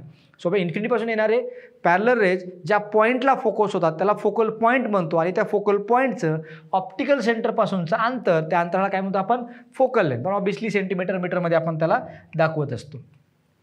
ठीक आहे, ओके. अपर्चर म्हणजे काय, सरळ इफेक्टिव्ह डायमीटर. काय म्हटलं आपण, इफेक्टिव्ह डायमीटर. कोणाची इफेक्टिव्ह डायमीटर, त्या लेन्सची जी साईज असणार आहे त्यानुसार आपण अपर्चर डिसाईड करतो. अपर्चरवरती काय डिपेंड असतं, म्हणजे इफेक्टिव्ह डायमीटर जर म्हटलं ती एखादी लेन्स जर आपण घेत असाल तर लेन्सची इफेक्टिव्ह डायमीटर जी असते त्यालाच आपण अपर्चर म्हणत असतो. म्हणजे समजा फॉर एक्झाम्पल ही लेन्स असेल तर समजा ही लेन्स आहे, ही माझं चष्मा म्हणजे लेन्स आहे, तर ही जी एक असं गोल सर्कल आहे याची डायमीटर जी असेल ती असणार आहे इफेक्टिव्ह डायमीटर. लक्षात, त्यालाच काय म्हणतो आपण, इफेक्टिव्ह डायमीटर. याचा फरक काय असतो इफेक्टिव्ह डायमीटरचा, इंटेन्सिटी. कारण जेवढी इफेक्टिव्ह डायमीटर जास्त तेवढी इंटेन्सिटी लाईटची जास्त. कारण आपल्याला माहिती आहे जर आपण एखादी लेन्स जर अशी पाहिली, समजा अशी या ठिकाणी लेन्स आहे, जर आपण अशी या ठिकाणी लेन्स आहे असं म्हटलं आणि दुसरी एक छोटीशी लेन्स आहे, तर होतं काय माहिती का, या लेन्सवर जेवढी लाईट रेज पडतील या पॉईंटला ते एका पॉईंटला फोकस होत असतात, राईट. तसं या लेन्सवरती किती रेज पडतील ते पण एका पॉईंटला फोकस होतील. जर तुम्ही केअरफुली पाहिलं तर याचे डायमीटर म्हणजे अपर्चर इफेक्टिव्ह डायमीटर जास्त आहे, त्यामुळे हा जास्त लाईटला एका पॉईंटला कॉन्व्हर्ज करेल. आणि याची डायमीटर किंवा इफेक्टिव्ह काय म्हणतो आपण, अपर्चर कमी आहे, त्यामुळे ते कमी पॉईंटला फोकस होईल. मग यामुळे होतं काय, त्यामुळे लाईट जी फोकस होणार आहे ती वेगवेगळ्या पॉईंट म्हणजे वेगवेगळ्या इंटेन्सिटीची असेल. म्हणजे मोठी लेन्स असेल तर जास्त लाईट फोकस झाल्यामुळे इंटेन्सिटी जास्त असेल आणि छोटी असेल. तुम्ही पाहू शकता छोटा मॅग्निफाईंग ग्लास घेऊ शकता आणि एक मोठा मॅग्निफाईंग ग्लास घ्या. जो छोटा मॅग्निफाईंग ग्लास असतो कमी लाईटला म्हणजे लाईट त्याची इंटेन्सिटी कमी असेल. जो मोठा मॅग्निफाईंग ग्लास असेल तो जास्त लाईटला काय करतो फोकस करत असतो. आता हे तुमच्या सिलेबसला नाही आहे जनरली, पण तुम्हाला फॉर्म्युला नाही आहे. इंटेन्सिटी इज इक्वल टू अपर्चरचा स्क्वेअर. जेवढा अपर्चर जास्त तेवढी इंटेन्सिटी जास्त, एवढंच लक्षात ठेवा. या जनरली क्वेश्चन जेव्हा एखाद्या लेन्सला आपण कव्हर केलं तर त्याची इंटेन्सिटी कमी होती इमेजची. इमेज फॉर्मेशनमध्ये कुठल्याही प्रकारचा फरक पडत नाही. Rule for image formation. Okay, तर रूल पहा. पहिला रूल आहे रे passing through optical centre proceed undeviated through the lens. आपण पहिल्यांदा पाहिलं जेव्हा ऑप्टिकल सेंटरची डेफिनेशन सांगितली त्यावेळेस हे सांगितलं आपण की जो रे ऑप्टिकल सेंटरमधून पास होतो तो अनडेविएटेड असतो. अनडेविएटेड म्हणजे त्याचं डेव्हिएशन होत नाही, कुठल्याही प्रकारचं डेव्हिएशन त्याच्यामध्ये होत नाही. त्यात म्हणजे आणि हे रिझन आहे म्हणजे रूल आहे की जेव्हा तुम्ही एखादं रे डायग्राम काढताय तर रे डायग्राम काढतोय, जर एखादा रे ऑप्टिकल सेंटरमधून पास होत असेल तर सरळ स्ट्रेट लाईन काढा, त्याच्यामध्ये कुठल्याही प्रकारचं डेव्हिएशन नसायला पाहिजे. ती कॉन्व्हेक्स लेन्स असो किंवा कॉनकेव्ह लेन्स असो. ठीक आहे. नेक्स्ट काय, ray passing through the first focus directed toward sheet after the reflection from the lens become parallel to the principal axis. म्हणजे जर समजा आपण असं म्हटलं, जर समजा या ठिकाणी ही लेन्स आहे, ओके, जर याच्यावरती जर ray passing through the first focus or directed toward sheet it after refraction from the lens become parallel to the principal axis. समजा हा फोकस पॉईंट आहे, जर एखाद्या फोकस पॉईंटमधून जर रेज येत असतील तर हे रेज रिफ्रॅक्शन नंतर कसे जातील, पॅरलर जातील. हा रूल आहे. लक्षात आला. म्हणजे फोकस पॉईंटपासून जर रेज येत असतील तर फोकस पॉईंटपासून येणार रेज जर रिफ्रॅक्शन झालं लेन्स थ्रू तर एकमेकांना कशा जातील, पॅरलर. आणि कुठपर्यंत, इन्फिनिटी. आणि पॅरलर कोणाला, प्रिन्सिपल ॲक्सिसला. नेक्स्ट काय, ray passing parallel to the principal axis after refraction through the passes appears to be pass through F2. म्हणजे सोप्या भाषेमध्ये काय की जर ते पॅरलर रेज जर येत असतील, जर आपण असे लेन्स अशी मानली आणि जर रेज पॅरलर आले तर काय होतील ते म्हटलंय, एका पॉईंटला फोकस होतील. म्हणजे सिम्पलचे 3 रूल्स आहेत. एक रूल म्हणजे जर आपल्या ह्याच्यातून पास होत असेल ऑप्टिकल सेंटरमधून तर अनडिवायडेड असेल म्हणजे सरळ निघून जाईल असा. जर तो फोकस पॉईंटमधून जात असेल म्हणजे फोकस पॉईंटमधून जर रेज निघत असतील तर ते पॅरलर जातील, किंवा जर पॅरलर रेज येत असतील तर फोकस पॉईंटला फोकस होतील. ते आपल्याकडे रूल्स आहेत. हे रूल्स लक्षात झाले की तुम्हाला हे कळून जातं. आता हे महत्त्वाचं सगळ्यात पहा, image formation of the convergent of the convex lens. Convex lens म्हणजे सगळ्यांना माहिती आहे कुठल्या प्रकारची लेन्स असते. आपण जी पाहत होतो आत्तापर्यंत ही लेन्स कॉन्व्हेक्स लेन्स आहे. अशा प्रकारची कॉन्व्हेक्स लेन्स आहे, त्याला डबल कॉन्व्हेक्स म्हणू शकतो किंवा सिंपल कॉन्व्हेक्स लेन्स म्हटलं. ती जी लेन्स आहे त्याला पाहतो. त्याचे इमेज फॉर्मेशनचे रूल्स आहेत.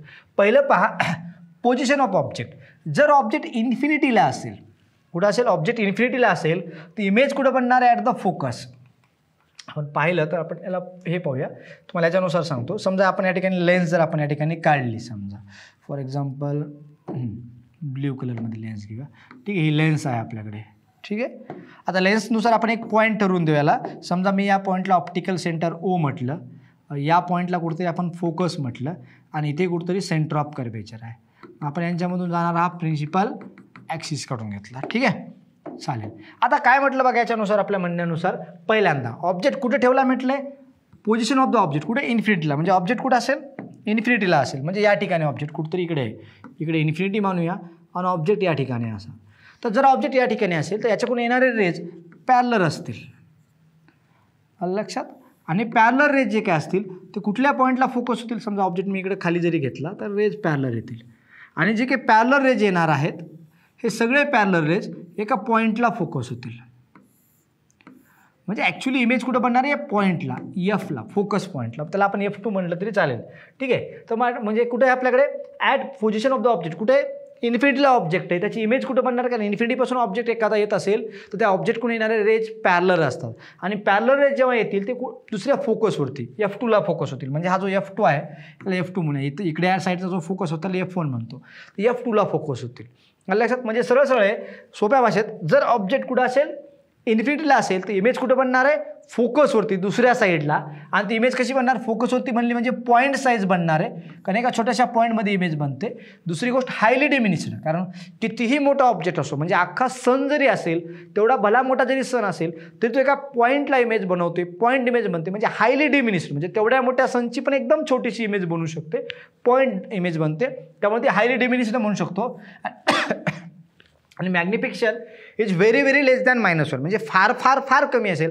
-1 म्हणजे इन्व्हर्टेड इमेजपेक्षा -1 इन्व्हर्टेड इमेज दाखवतो, पण मॅग्निफिकेशन व्हेरी व्हेरी लेस दॅन -1 म्हणू शकतो आपण. आणि इमेज कशी बनेल? Real and inverted. आता हे समजून घ्यायचं तुम्हाला रिअल इमेज म्हणजे काय तुम्हाला माहिती पाहिजे.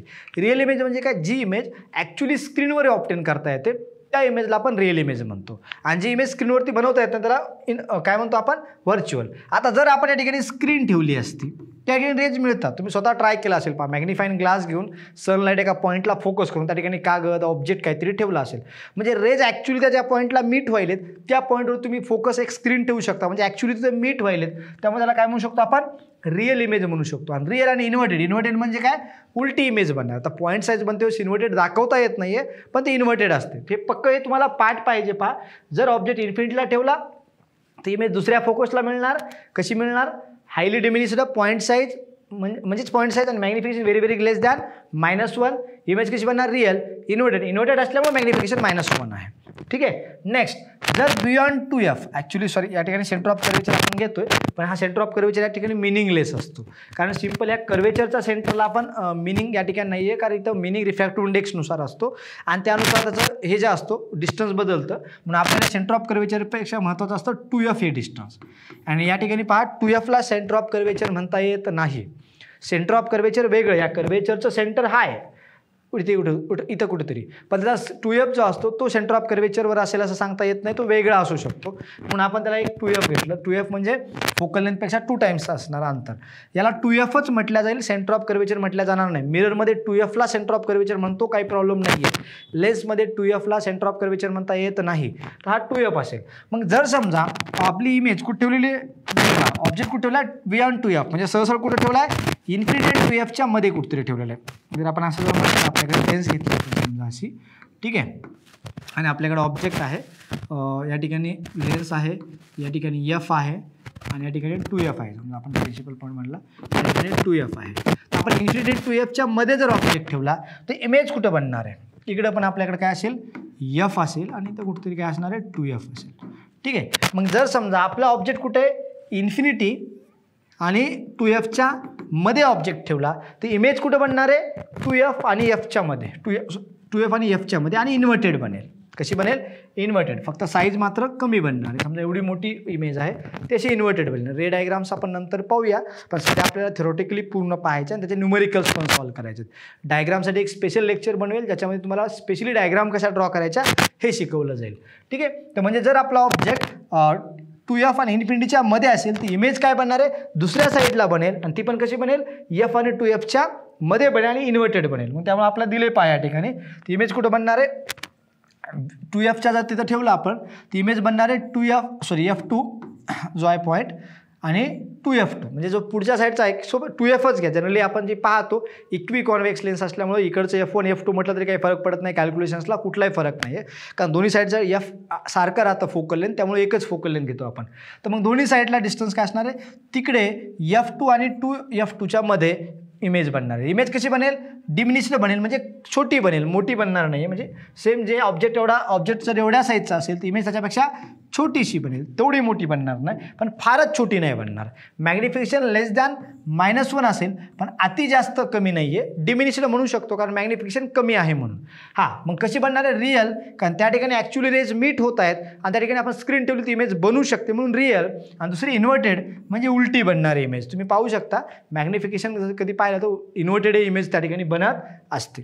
ठीक आहे.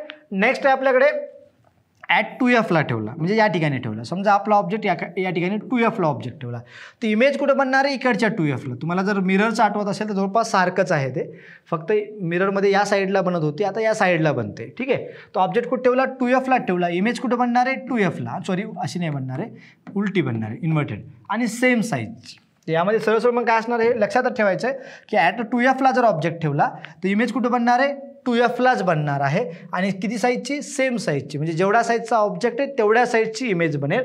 आणि दुसरी गोष्ट काय बनणार आहे आपल्याकडे, मॅग्निफिकेशन किती असणार आहे, इक्वल टू -1. 1 का, तर सेम साईजची इमेज बनते म्हणून, आणि -1 का, तर इन्व्हर्टेड बनते इमेज म्हणून. मग इमेज उलटी बनत असल्यामुळे, इन्व्हर्टेड बनत असल्यामुळे -1. मग त्यामुळे आपल्याला त्या स्क्रीनवरती तिथं इमेज बनवता येते म्हणून रिअल इमेज आहे, आणि उलटी इमेज बनते मग त्याला काय म्हणतो आपण, इन्व्हर्टेड इमेज म्हणतो, राईट.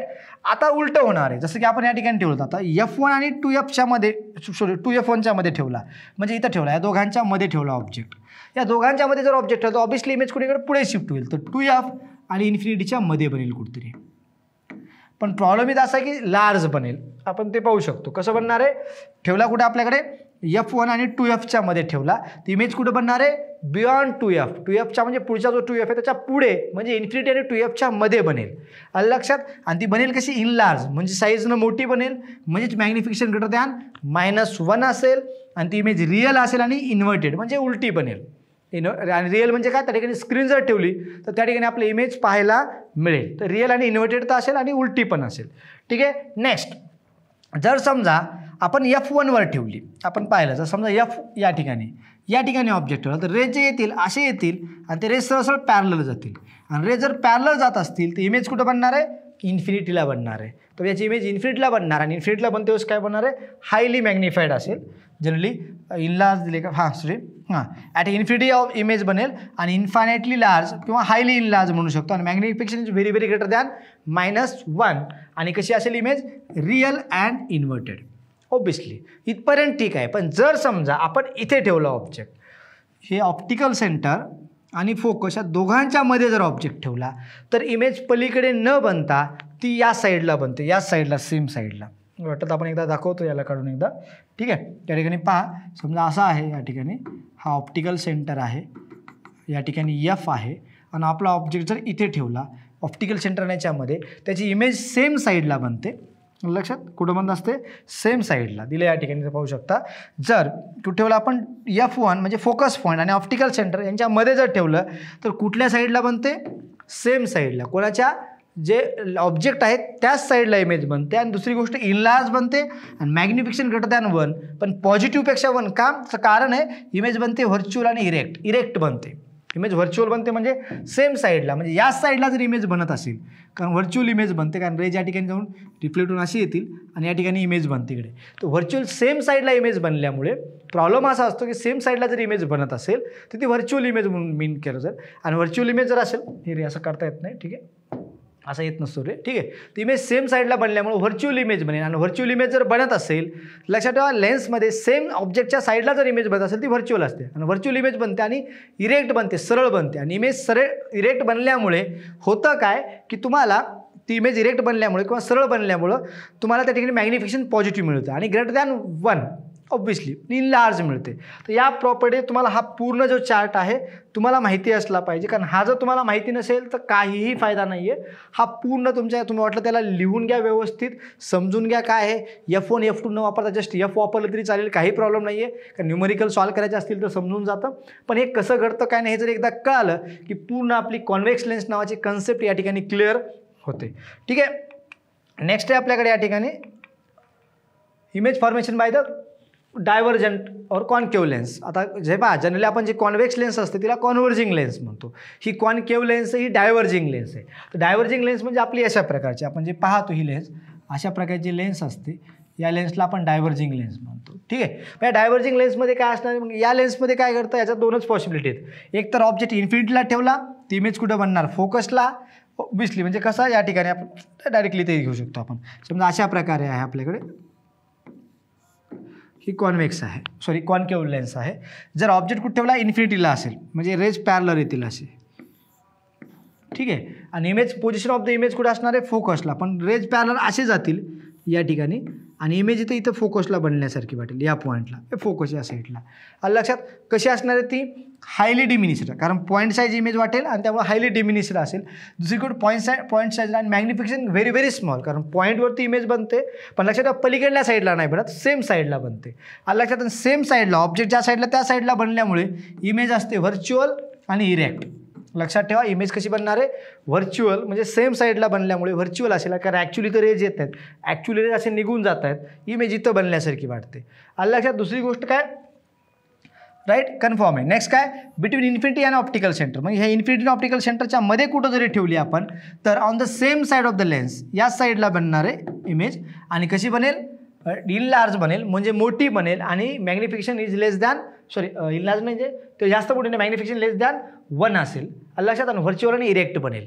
व्हर्च्युअल आणि इरेक्ट म्हणजे ती इमेज मोठी तर बनेलच, पण व्हर्च्युअल बनेल म्हणजे सेम साईडला बनल्यामुळे त्या ठिकाणी आपण स्क्रीन ठेवली तर इमेज बनवू शकत नाही त्या पॉईंटला, आणि कशी बनेल, इरेक्ट बनेल. लक्षात. तर हे एवढे तुम्हाला माहिती असणं गरजेचं. हे माहिती असेल तर तुम्हाला काय करता येतं, न्यूमरिकल्स सॉल्व करता येतात. कारण हे जर तुम्हाला नाही समजलं तर न्यूमरिकल सॉल्व करता येत नाहीत. तर या ठिकाणी एक लेन्स फॉर्म्युला आहे. तो लेन्स फॉर्म्युला पक्का लक्षात ठेवा, या ठिकाणी मायनस आहे. ठीक आहे. तर 1/f is equal to 1/v minus, या ठिकाणी इक्वल टू मायनस 1/u. तर हा लेन्स फॉर्म्युला. एफ म्हणजे काय, फोकल लेंथ, मग ती कॉन्व्हेक्स लेन्स असो किंवा कॉन्केव्ह लेन्स असो. 1/v म्हणजे काय, व्ही म्हणजे काय, डिस्टन्स ऑफ इमेज, आणि यू म्हणजे काय, डिस्टन्स ऑफ ऑब्जेक्ट. हे पक्क डोक्यात ठेवा. एफ म्हणजे काय, distance of image, sorry F म्हणजे फोकल लेंथ, व्ही म्हणजे डिस्टन्स ऑफ इमेज, आणि यू म्हणजे डिस्टन्स ऑफ ऑब्जेक्ट. आता प्रश्न असा आहे की जेव्हा आपण एखादी लेन्स पाहत असतो, ओके, समजा ही लेन्स पाहिली आपण, तर या लेन्सवरती जर लाईट आपण टाकली जनरली तर ती या साईडला फोकस होते, अशी इकडे. लक्षात. आणि ते जर आपण जर कॉन्व्हेक्स लेन्स असेल तर अलीकडच्या साईडला फोकस होते, पॅरलल रेज असतील तर. आपण पाहिलं याच्या अगोदरच त्यामध्ये, हे पहा कुठल्या साईडला, त्या सेम साईडला फोकस होईल. आपण पुढे गेल्यानंतर पाहणारच आहेत त्यामध्ये. तर त्यामुळे जे फोकल लेंथ पॉझिटिव्ह निगेटिव्ह असते. जर कॉन्व्हेक्स लेन्स असेल तर फोकल लेंथ पॉझिटिव्ह असते, कॉन्केव्ह लेन्स असेल तर फोकल लेंथ निगेटिव्ह असते. यामध्ये मग आपला माहिती, एफ म्हणजे काय, focal length of the lens, v म्हणजे काय, डिस्टन्स ऑफ इमेज, यू म्हणजे काय, distance of object from pole. या गोष्टी आहेत. तर आपल्या क्वेश्चन्स आहेत ते सॉल्व्ह करण्यासाठी साइन कन्व्हेन्शन माहिती असणं गरजेचं. आपण पहिल्यांदा साइन कन्व्हेन्शन पाहूया. तर या ठिकाणी साइन कन्व्हेन्शन काय सांगतं, समजा आपली ही लेन्स आहे, कोणती लेन्स आहे, कॉन्व्हेक्स लेन्स आहे. जर कॉन्व्हेक्स लेन्सबद्दल जर पाहिलं, हा ऑप्टिकल सेंटर, हे ऑप्टिकल सेंटरच्या या डायरेक्शनला गेला तर पॉझिटिव्ह म्हणायचं. या ऑप्टिकल सेंटरच्या या डायरेक्शनला आपण व्हॅल्यू कुठली मोजत असताल तर निगेटिव्ह म्हणायचं. या ऑप्टिकल ॲक्सिसच्या वर गेलात तर पॉझिटिव्ह व्हॅल्यू म्हणायचं. या प्रिन्सिपल ॲक्सिसच्या खाली आलात तर काय म्हणायचं, निगेटिव्ह म्हणायचं. म्हणजे आपण याच्यानुसार ठरवू शकतो. म्हणजे सरळ आपण याला रेफरन्स पॉईंट मानला, याला ते लेन्सला, लेन्सच्या वरची साईड पॉझिटिव्ह मानणार, खालची साईड निगेटिव्ह मानणार, राईट साईडला गेलं तर पॉझिटिव्ह, लेफ्ट साईडला गेलं तर निगेटिव्ह. हे साइन कन्व्हेन्शन्स आहेत. म्हणजे सहसा ऑब्जेक्ट जर आपण या साईडला ठेवला तर ऑब्जेक्ट डिस्टन्स निगेटिव्ह, जर इमेज या साईडला बनत असेल तर इमेज डिस्टन्स पॉझिटिव्ह, जर इमेज या साईडला बनत असेल तर इमेज डिस्टन्स निगेटिव्ह, जर ऑब्जेक्ट वर असा असेल तर ऑब्जेक्टची हाईट पॉझिटिव्ह, जर ऑब्जेक्टची इमेज अशी खाली बनत असेल डाऊनवर्ड डायरेक्शन तर ऑब्जेक्टची इमेजची हाईट निगेटिव्ह. तर अशा प्रकारे आपला साइन कन्व्हेन्शन यूज करता आलं पाहिजे. परत एकदा डबल एकदा सांगतो पहा, जरी कोणती असो किंवा असा कॉन्व्हेक्स सेम आहेत, जर इथून या साईडला गेला तर म्हणजे इमेज जर त्या साईडला बनत असेल तर distance of image positive, image जर या साईडला बनत असेल तर distance of image negative, image आपला ऑब्जेक्ट असा व्हर्टिकल असेल तर ऑब्जेक्टची हाईट पॉझिटिव्ह, इमेज जर अशी खाली बनत असेल तर इमेजचा डिस्टन्स निगेटिव्ह. तर अशा प्रकारचे कन्व्हेन्शन सहसा आपला एक्स वाय ॲक्सिस, आपण जे ॲक्सिस कोऑर्डिनेट सिस्टीम काढतो ना, 0 एक्स ॲक्सिस इकडं पॉझिटिव्ह असतो, इकडं निगेटिव्ह, इकडं वाय ॲक्सिस पॉझिटिव्ह, इकडं निगेटिव्ह. म्हणजे वर गेलं की पॉझिटिव्ह, तिकडे गेलं की पॉझिटिव्ह, पण खाली निगेटिव्ह आणि लेफ्ट साईडला एक निगेटिव्ह. तर या गोष्टी लक्षात ठेवा, त्यानुसार आपण ते सॉल्व्ह करू शकतो. ठीक आहे. होप तुम्हाला साइन कन्व्हेन्शन कळालं असेल. तर आपण काय करूया, न्यूमरिकल्स पाहूया. न्यूमरिकल्समध्ये पहा आपल्याकडे एक न्यूमरिकल आहे. हा कॅन्डल प्लेस्ड किती सेंटीमीटर दिले आपला, 25 centimetre from the lens forms an image on a screen, किती आहे 75 centimetre on the other end of the lens. The focal length and the type of lens should be. तर पहिली गोष्ट आपल्याला लेन्सचा type पण काढायचा. तर लेन्सचा टाईप असल्यामुळे आपल्याला सांगता येणार नाही की डायग्राम काढता येणार नाही की नेमकी लेन्स कोणती असेल. तर आपण पहिल्यांदा बघा, कॅन्डल प्लेस्ड ॲट किती दिले, एक कॅन्डल आहे कुठे ठेवलेली 25 सेंटीमीटर फ्रॉम अ लेन्स. तर ऑब्वियसली लेन्स कुठेतरी आपण या ठिकाणी लेन्स मानली तर या साईडला ऑब्जेक्ट ठेवलेला आहे. कॅन्डल म्हणजे ऑब्जेक्ट आहे. तर u is equal to given, जर आपण इकडं पाहिलं गिवन तर काय असणार आहे, हे ऑब्जेक्ट डिस्टन्स म्हणजे यू मानतो. यू किती आपल्याला 25 सेंटीमीटर. पण या लेन्सच्या लेफ्ट साईडला असल्यामुळे निगेटिव्ह घेतो म्हणून त्या ठिकाणी काय ना मायनस. हे निगेटिव्ह ऑलरेडी घेऊन ठेवा, कारण पुढे निगेटिव्ह घेतला तर कन्फ्युजन होतं. गिवन डेटामध्येच निगेटिव्ह डिसाईड करा. नंतर forms an image on a screen किती प्लेस केली, 75 centimetre on the other end of the lens. म्हणजे लेन्सच्या तिकडल्या साईडला काय बनलेली इमेज बनते. किती अंतरावरती स्क्रीन बसली त्या स्क्रीनवरती. मग स्क्रीन किती अंतरावरती 75 म्हणजे इमेज किती अंतरावरती बनते 75. तर आपण तिकडे लिहू शकतो image distance V is equal to, कारण ते इमेज डिस्टन्स आहे, किती असणार आहे 75 सेंटीमीटर. आता प्रश्न हे पॉझिटिव्ह घ्यायचं का निगेटिव्ह घ्यायचं. तर इमेज कोणत्या साईडला बनते लेन्सच्या दुसऱ्या साईडला बनते. ह्याचा आता त्या साईडला बनत असल्यामुळे पॉझिटिव्ह असणार आहे आणि त्यामुळे पॉझिटिव्ह ठेवूया. मग आपला काय काढायचं आहे end of the lens focal length काढायची आणि टाईप ऑफ लेन्स. आता कसे काढायचं पहिल्यांदा फोकल लेंथ काढायसाठी आपल्याकडे फॉर्म्युला आहे 1/f equal to 1/v minus 1/u. तर आपण लिहू शकतो 1/v किती आहे 75 मायनस 1/ आपल्याकडे किती आहे u किती आहे -25 राईट. मग हा मायनस मायनस प्लस होईल तर हा 1/75 प्लस 1/25. आता तुम्ही कसं कॅल्क्युलेशन करता तुमची जबाबदारी. मी अशा प्रकारे करतो 1/f इक्वल टू माझं म्हणणं काय 1/75 प्लस या ठिकाणी 3 मल्टिप्लाय 3 डिवाइड केलं तर किती असणार 75. लक्षात मल्टिपल असल्यामुळे आपण करू शकतो. तर काय आपल्याकडे 1 प्लस किती आहे 3 divide by 1 plus 3 divide by 75. तर 1/f असेल. तर या ठिकाणी 1/f इज इक्वल टू आपण काय घेऊ शकतो 75 या ठिकाणी 4/75. तर f इज इक्वल टू काय असणार आपल्या या ठिकाणी 75 डिवाइड बाय 4 सेंटीमीटर. आता ही पॉझिटिव्ह आली का निगेटिव्ह आली. तर ऑब्वियसली पॉझिटिव्ह आली. मग लक्षात ठेवा कोणत्या टाईप ऑफ लेन्स विचारलं आहे. तर टाईप ऑफ लेन्स विचारल्यामुळे लेन्सची टाईप कसं जर फोकल लेंथ पॉझिटिव्ह आली तर कॉन्व्हेक्स लेन्स आहे. जर फोकल लेंथ निगेटिव्ह आली तर कॉन्केव्ह लेन्स आहे. तर या ठिकाणी पॉझिटिव्ह आली फोकल लेंथ त्याचा अर्थ कॉन्व्हेक्स लेन्स आहे पॉझिटिव्ह आल्यामुळं. आणि त्यामुळे आपण नाव सांगू शकतो की किती असणार याचं जर कॅल्क्युलेशन केलं आपण ओके इक्वल टू जर आपण केलं तर किती असणार आहे 18.75 सेंटीमीटर. तुम्ही असं ठेवलं तरी काही प्रॉब्लेम नाही पण टीचर्सनुसार तुम्ही डिसाईड करू शकता. असं ठेवा किंवा डिव्हिजन करून जर तुम्ही सॉल्व केलं तरी येतं 18.75 सेंटीमीटर असेल. आणि पॉझिटिव्ह येईल याचा अर्थ ती कोणती लेन्स आहे कॉन्व्हेक्स. जर ही फोकल लेन्थ निगेटिव्ह आली असती तर कॉन्केव्ह लेन्स झालं असतं. लक्षात. तर होप प्रॉब्लेम तुम्हाला न्यूमेरिकल समजला असेल. नेक्स्ट न्यूमेरिकलकडे जाऊया आपण. A convex lens forms a virtual image virtual आहे म्हणजे सेम साईडला बनते. म्हणजे डिस्टन्स आपण पाहूया आपण. Image Wien the object place at a distance किती आहे 18 centimetre from it the focal length must be. तर फोकल लेंथ आपला काढायची. तर प्रश्न असा की आपला गिवन दिलेला आहे त्याच्यानुसार जाऊया आपण. गिवन काय आहे आपल्याकडे convex lens from virtual image याचा अर्थ काय की लेन्स समजा आपल्या या ठिकाणी अशी लेन्स असेल तर लेन्सच्या सेम साईडला इमेज बनते.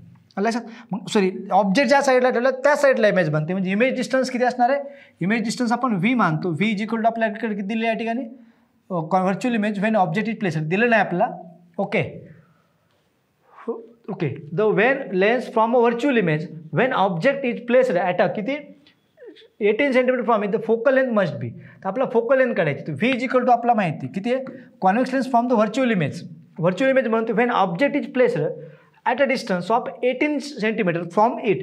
म्हणजे आपल्या याच्यापासून 18 सेंटीमीटरवरती इमेज ठेवल्यानंतर focal must be greater than 180. म्हणजे सहसा असं काय लॉजिक लावण्याची गरज नाही. त्याचं रिझन काय माहिती आहे की आपल्या इथं कॅल्क्युलेशन मला क्वेश्चनच नाही. कारण आपण जेव्हा कॅल्क्युलेशन करतो म्हणजे याला व्हॅल्यू दिलेलं नाही आहेत. याला आपल्याला फक्त डिसाईड करायचं असतं की आपल्याला किती जर आपण समजा आपल्याला सगळ्यांना माहिती आहे जर लेन्स असेल कॉन्व्हेक्स लेन्स असेल अशी तर कॉन्व्हेक्स लेन्समध्ये आपल्याला माहिती आहे जर फोकस पॉईंटला ऑब्जेक्ट असेल तर इमेज तिकडं बनते. पण फोकल पासून ऑब्जेक्टच्या मध्ये जर कुठे इमेज ऑब्जेक्ट ठेवला फोकस पॉईंट आणि ऑप्टिकल सेंटर ह्याच्यामध्ये जर ऑब्जेक्ट कुठं ठेवला तर मात्र काय होऊ शकतं या दोघांच्या मध्ये जर ऑब्जेक्ट ठेवला तर इमेज व्हर्च्युअल बनते आणि या साईडला बनते कॉन्व्हेक्स लेन्समध्ये. मग याच्यामुळं आपला जो समजा आपला ऑब्जेक्ट कुठं ठेवला 18 सेंटीमीटर होते हे अंतर 18 सेंटीमीटर असेल तर ऑब्वियसली फोकल लेंथ त्याच्यापेक्षा जास्त असायला पाहिजे. कारण फोकल लेंथ आणि पोलच्या ऑप्टिकल सेंटरच्या मध्येच जर आपण काय ठेवला ऑब्जेक्ट ठेवला तरच व्हर्च्युअल इमेज मिळू शकते. म्हणून याचा आन्सर सरळ फोकल लेंथ 18पेक्षा ग्रेटर असायला पाहिजे एवढंच आन्सर आहे. जास्त काय नाही आहे. ठीक आहे. नेक्स्ट आपल्याला मॅग्निफिकेशन ऑफ लेन्स. तर मॅग्निफिकेशन म्हणजे काय इमेज किती मोठी करतं. समजा जर आपला ऑब्जेक्ट म्हणजे इमेजची साईज किती वाढते. मग मॅग्निफिकेशनचा फॉर्म्युला असा समजा आपला ऑब्जेक्ट हे मॅग्निफिकेशन इज इक्वल टू सरळ height of image divide by height of object is equal to magnification. मॅग्निफिकेशनला कुठलं हे युनिट नाही आहे, कारण सेम क्वांटिटी असल्यामुळे. मग height of image divide by height of object म्हणू शकता, height of image divide by height of object, किंवा size of image divide by size of object. म्हणजे साईज ऑफ इमेज म्हणजे आय, साईज ऑफ ऑब्जेक्ट म्हणजे O, असंही आपण या ठिकाणी घेऊ शकतो. मग याच्यावर मॅग्निफिकेशन कसं ठरतं पहा. मॅग्निफिकेशन जर ठरवायचं असेल कुठल्या ऑब्जेक्टचं, म्हणजे समजा फॉर एक्झाम्पल जर मी म्हटलं एक ऑब्जेक्ट आहे, साईज ऑफ ऑब्जेक्ट किती आहे, आपण काय हाईट ऑफ ऑब्जेक्ट करून आता हाईट ऑफ ऑब्जेक्ट किती आहे, समजा एच हाईट ऑफ ऑब्जेक्ट म्हटलं ओ म्हणतो मी या ठिकाणी, 2, 1 किंवा ओ असं काही घेतलं तर काही फरक पडत नाही, मी एच ओ म्हणतो हाईट ऑफ ऑब्जेक्ट. तर हाईट ऑफ ऑब्जेक्ट समजा 2 सेंटीमीटर आहे आणि हाईट ऑफ इमेज आहे आपल्याला समजा 10 सेंटीमीटर. तर मॅग्निफिकेशन किती येईल, तर magnification M is equal to आपल्याकडे फॉर्म्युला राहणार आहे हाईट ऑफ इमेज किती आली 10 centimetre, height of object 2 centimetre, दोघांचा कॅन्सल युनिट राहत नाही, डिव्हिजन किती आलं 5, तर मॅग्निफिकेशन किती आलं 5. तर अशा प्रकारे मॅग्निफिकेशन आपण काढू शकतो किंवा साईजचा यूज करून मॅग्निफिकेशन काढू शकतो. एकदम सिंपल आहे, सोपं आहे. नेक्स्ट पॉईंट आपल्याकडे पॉवर ऑफ लेन्स, म्हणजे एखाद्या लेन्सची पॉवर काय असते. तर सरळ बघा पॉवरचा फॉर्म्युला एकदम सोपा आहे.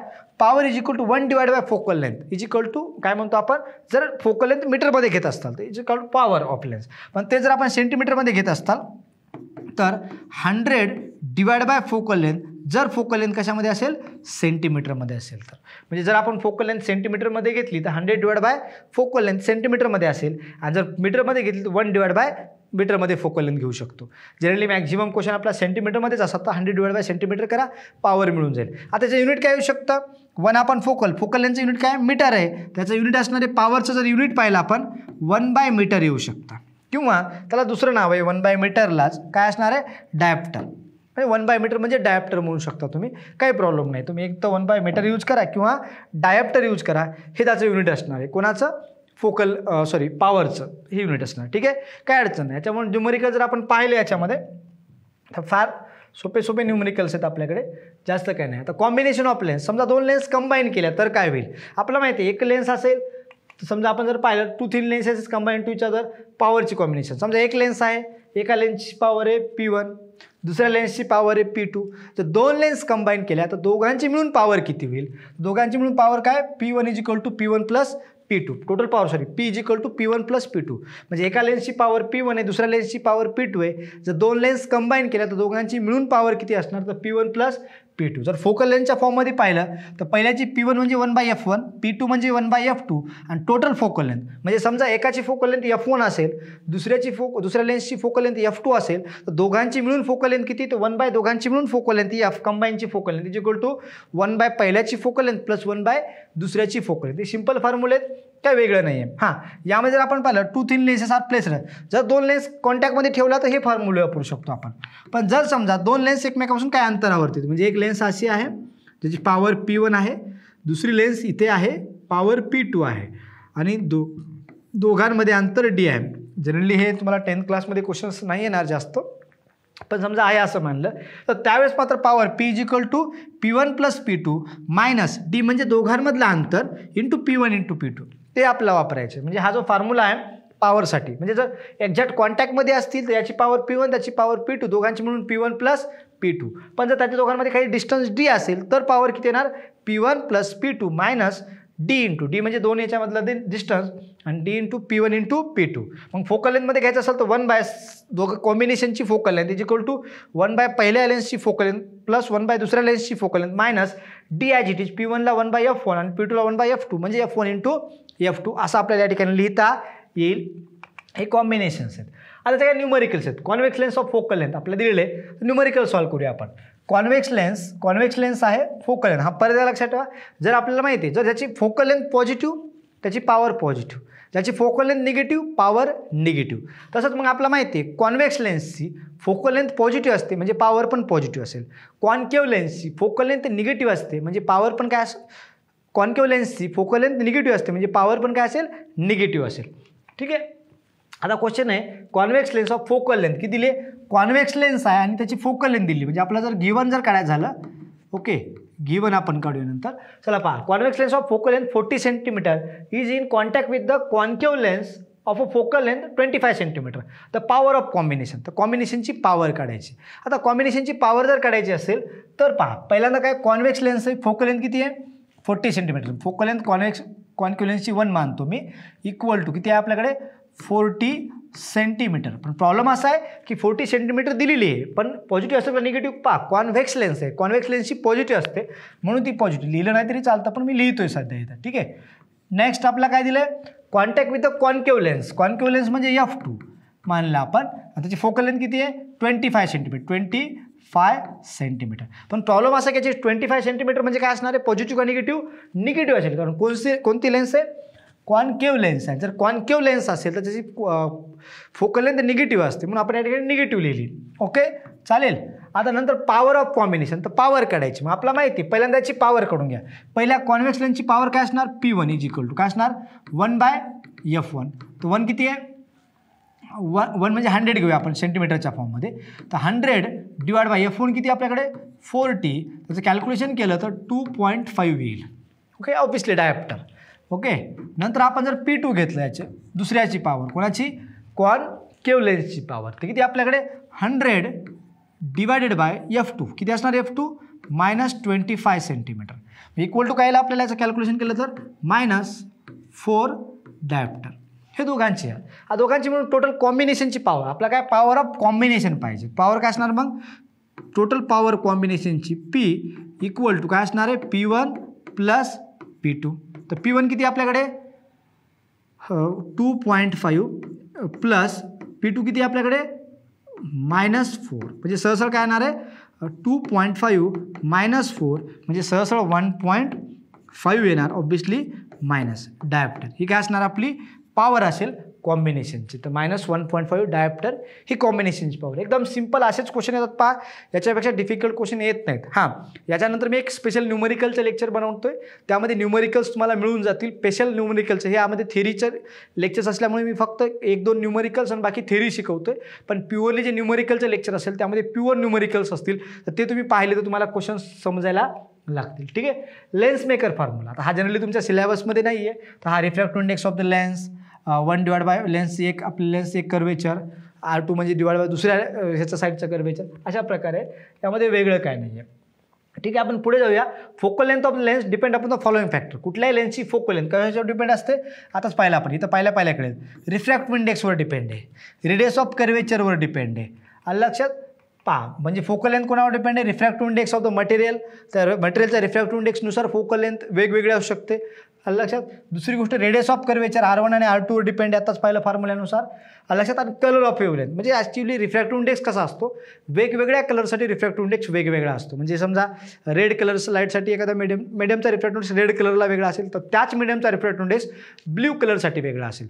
म्हणजे वेगवेगळ्या कलरचं लाईटसाठी फोकल लेंथ वेगवेगळी असते. हे त्याचं रिझन आहे. ठीक आहे. Use of lens in daily life. तर आपल्या डेली लाईफमध्ये लेन्सचे युजेस काय असतात सगळ्यांना माहिती असेल की आपण कॅमेराजमध्ये लेन्स वापरतो. जो आता कॅमेऱ्यावरती शूट होतोय तर या कॅमेऱ्यामध्ये पण लेन्स आहे. टेलिस्कोपमध्ये पण लेन्स वापरली जाते. मायक्रोस्कोपमध्ये फिल्म्स तुम्ही पाहता मूवीज थिएटरमध्ये, त्यांचं जे प्रोजेक्टर असतं त्यांच्यामध्ये लेन्सच असते. अशा प्रकारे कॅमेरा लेन्स असते, मस्तपैकी तुम्ही पाहिला असेल कधी पण. ठीक आहे. नंतर टेलिस्कोप असतो, त्यांच्यामध्ये लेन्स ज्याच्याकडून आपण डिस्टन्स गॅलेक्सी पाहू शकतो, स्टार पाहू शकतो. लक्षात. ठीक आहे. ह्यामध्ये अशा प्रकारे लेन्स वापरल्या जातात. मायक्रोस्कोपमध्ये पण अशा प्रकारे या ठिकाणी तुम्ही पाहू शकता ह्या लेन्सेस वापरल्या जातात, जेणेकरून आपल्याला ते स्मॉल ऑब्जेक्टला आपण त्याला मॅग्निफाय करून पाहू शकू. लक्षात. तर अशा प्रकारे असतं. हा फिल्म प्रोजेक्टर आहे, ज्याच्यामध्ये प्रोजेक्शन करून आपण पुढे त्याचं हे पाहू शकतो. किंवा आपल्या नॉर्मली वेगवेगळ्या फंक्शन्समध्ये पण प्रोजेक्टर्स असतात. ठीक आहे. त्यामध्ये हे डेली लाईफ युजेस आहेत. तुम्हाला जास्त माहिती त्याच्याबद्दल सांगण्याची गरज नाही. There are lenses in our eyes.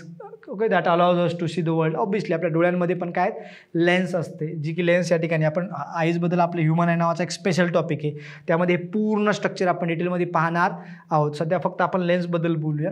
त्याची ही लेन्स असते आपल्या डोळ्यामध्ये, ती लेन्स आपल्या डोळ्यांमध्ये पण असते, ज्याच्यामुळे आपला काय करतं, ही पूर्ण जग दुनिया आपला पाहता येते. मग तेही महत्त्वाचं आहे या ठिकाणी. म्हणजे जसं की आता गॉगल आय ग्लासेस आपण घालतो. कॉन्व्हेक्स लेन्स आर युजली ना कॉन्व्हेक्स आणि कॉन्केव्ह दोन्ही पण. जर हायपरमेट्रोपिया असेल आपल्याला तर करेक्शन करण्यासाठी कॉन्व्हेक्स लेन्स यूज केली जाते. हे आपण पुढचा जो टॉपिक असतो ह्युमन आयज, त्यामध्ये आपण डिटेलमध्ये जाऊन पाहतच असतो. ठीक आहे. सध्या मी फक्त युजेसबद्दल पाहतो. लक्षात. करेक्टेड फार साईटनेस म्हणजे जर आपल्या दूरचं दिसत नसेल तर ही लेन्स वापरतो. सॉरी, जवळचं दिसत नसेल आपला तर ही लेन्स वापरत असतो. दूरचं दिसत नसेल तर वेगळी लेन्स असते प्रत्येकासाठी. ठीक आहे. Of course when the distance between eyes and the lens are written too short. हे रिझन्स आहेत. Focal point to be behind, असा फोकस पाठीमागं होत असेल तर ॲक्च्युली हायपरमेट्रोपिया, मायोपिया, प्रेसबायोपी, असे अनेक पॉईंट्स आहेत जे की आपण नेक्स्ट जो टॉपिक असतो त्या टॉपिकमध्ये डिटेलमध्ये पाहत असतो. ठीक आहे. Concave lens are used to magnify the object in a telescope, म्हणजे आपण टेलिस्कोपमध्ये यूज केल्या जातं. तर अशा प्रकारे आपण लेन्सचे युजेस पाहतो. तर ठीक आहे. तर थँक्यू. आपण या ठिकाणी थांबूया. या ठिकाणी ॲप्लिकेशन्स आपलं स्पेक्ट्रम अकॅडमीचं ॲप्लिकेशन आहे ज्यामध्ये फ्री ऑफ कॉस्ट म्हणजे भरपूर लेक्चर्स आहेत जे की फ्रीमध्ये अवेलेबल आहेत. काही पेड व्हर्जन्स पण आहेत. तुम्हाला जे वाटतील ते तुम्ही पाहू शकता. नोट्स अवेलेबल असतील. त्या नोट्स आता तुम्ही जर पाहिलात तुम्हाला याचं बेनिफिट चांगलं मिळून जाईल. त्या ठिकाणी स्कॅन करू शकता. हां, जर तुम्हाला व्हिडिओ आवडला असेल तर लाईक करा, शेअर करा, सबस्क्राईब करा, नोटिफिकेशन बेल प्रेस करून ठेवा, जेणेकरून काय होईल तुम्हाला कळून जाईल. आणि जर वाटलंच तर मित्रांसोबत शेअर पण करत चला. चालेल. तर थँक्यू. या ठिकाणी भेटूया नेक्स्ट लेक्चरमध्ये.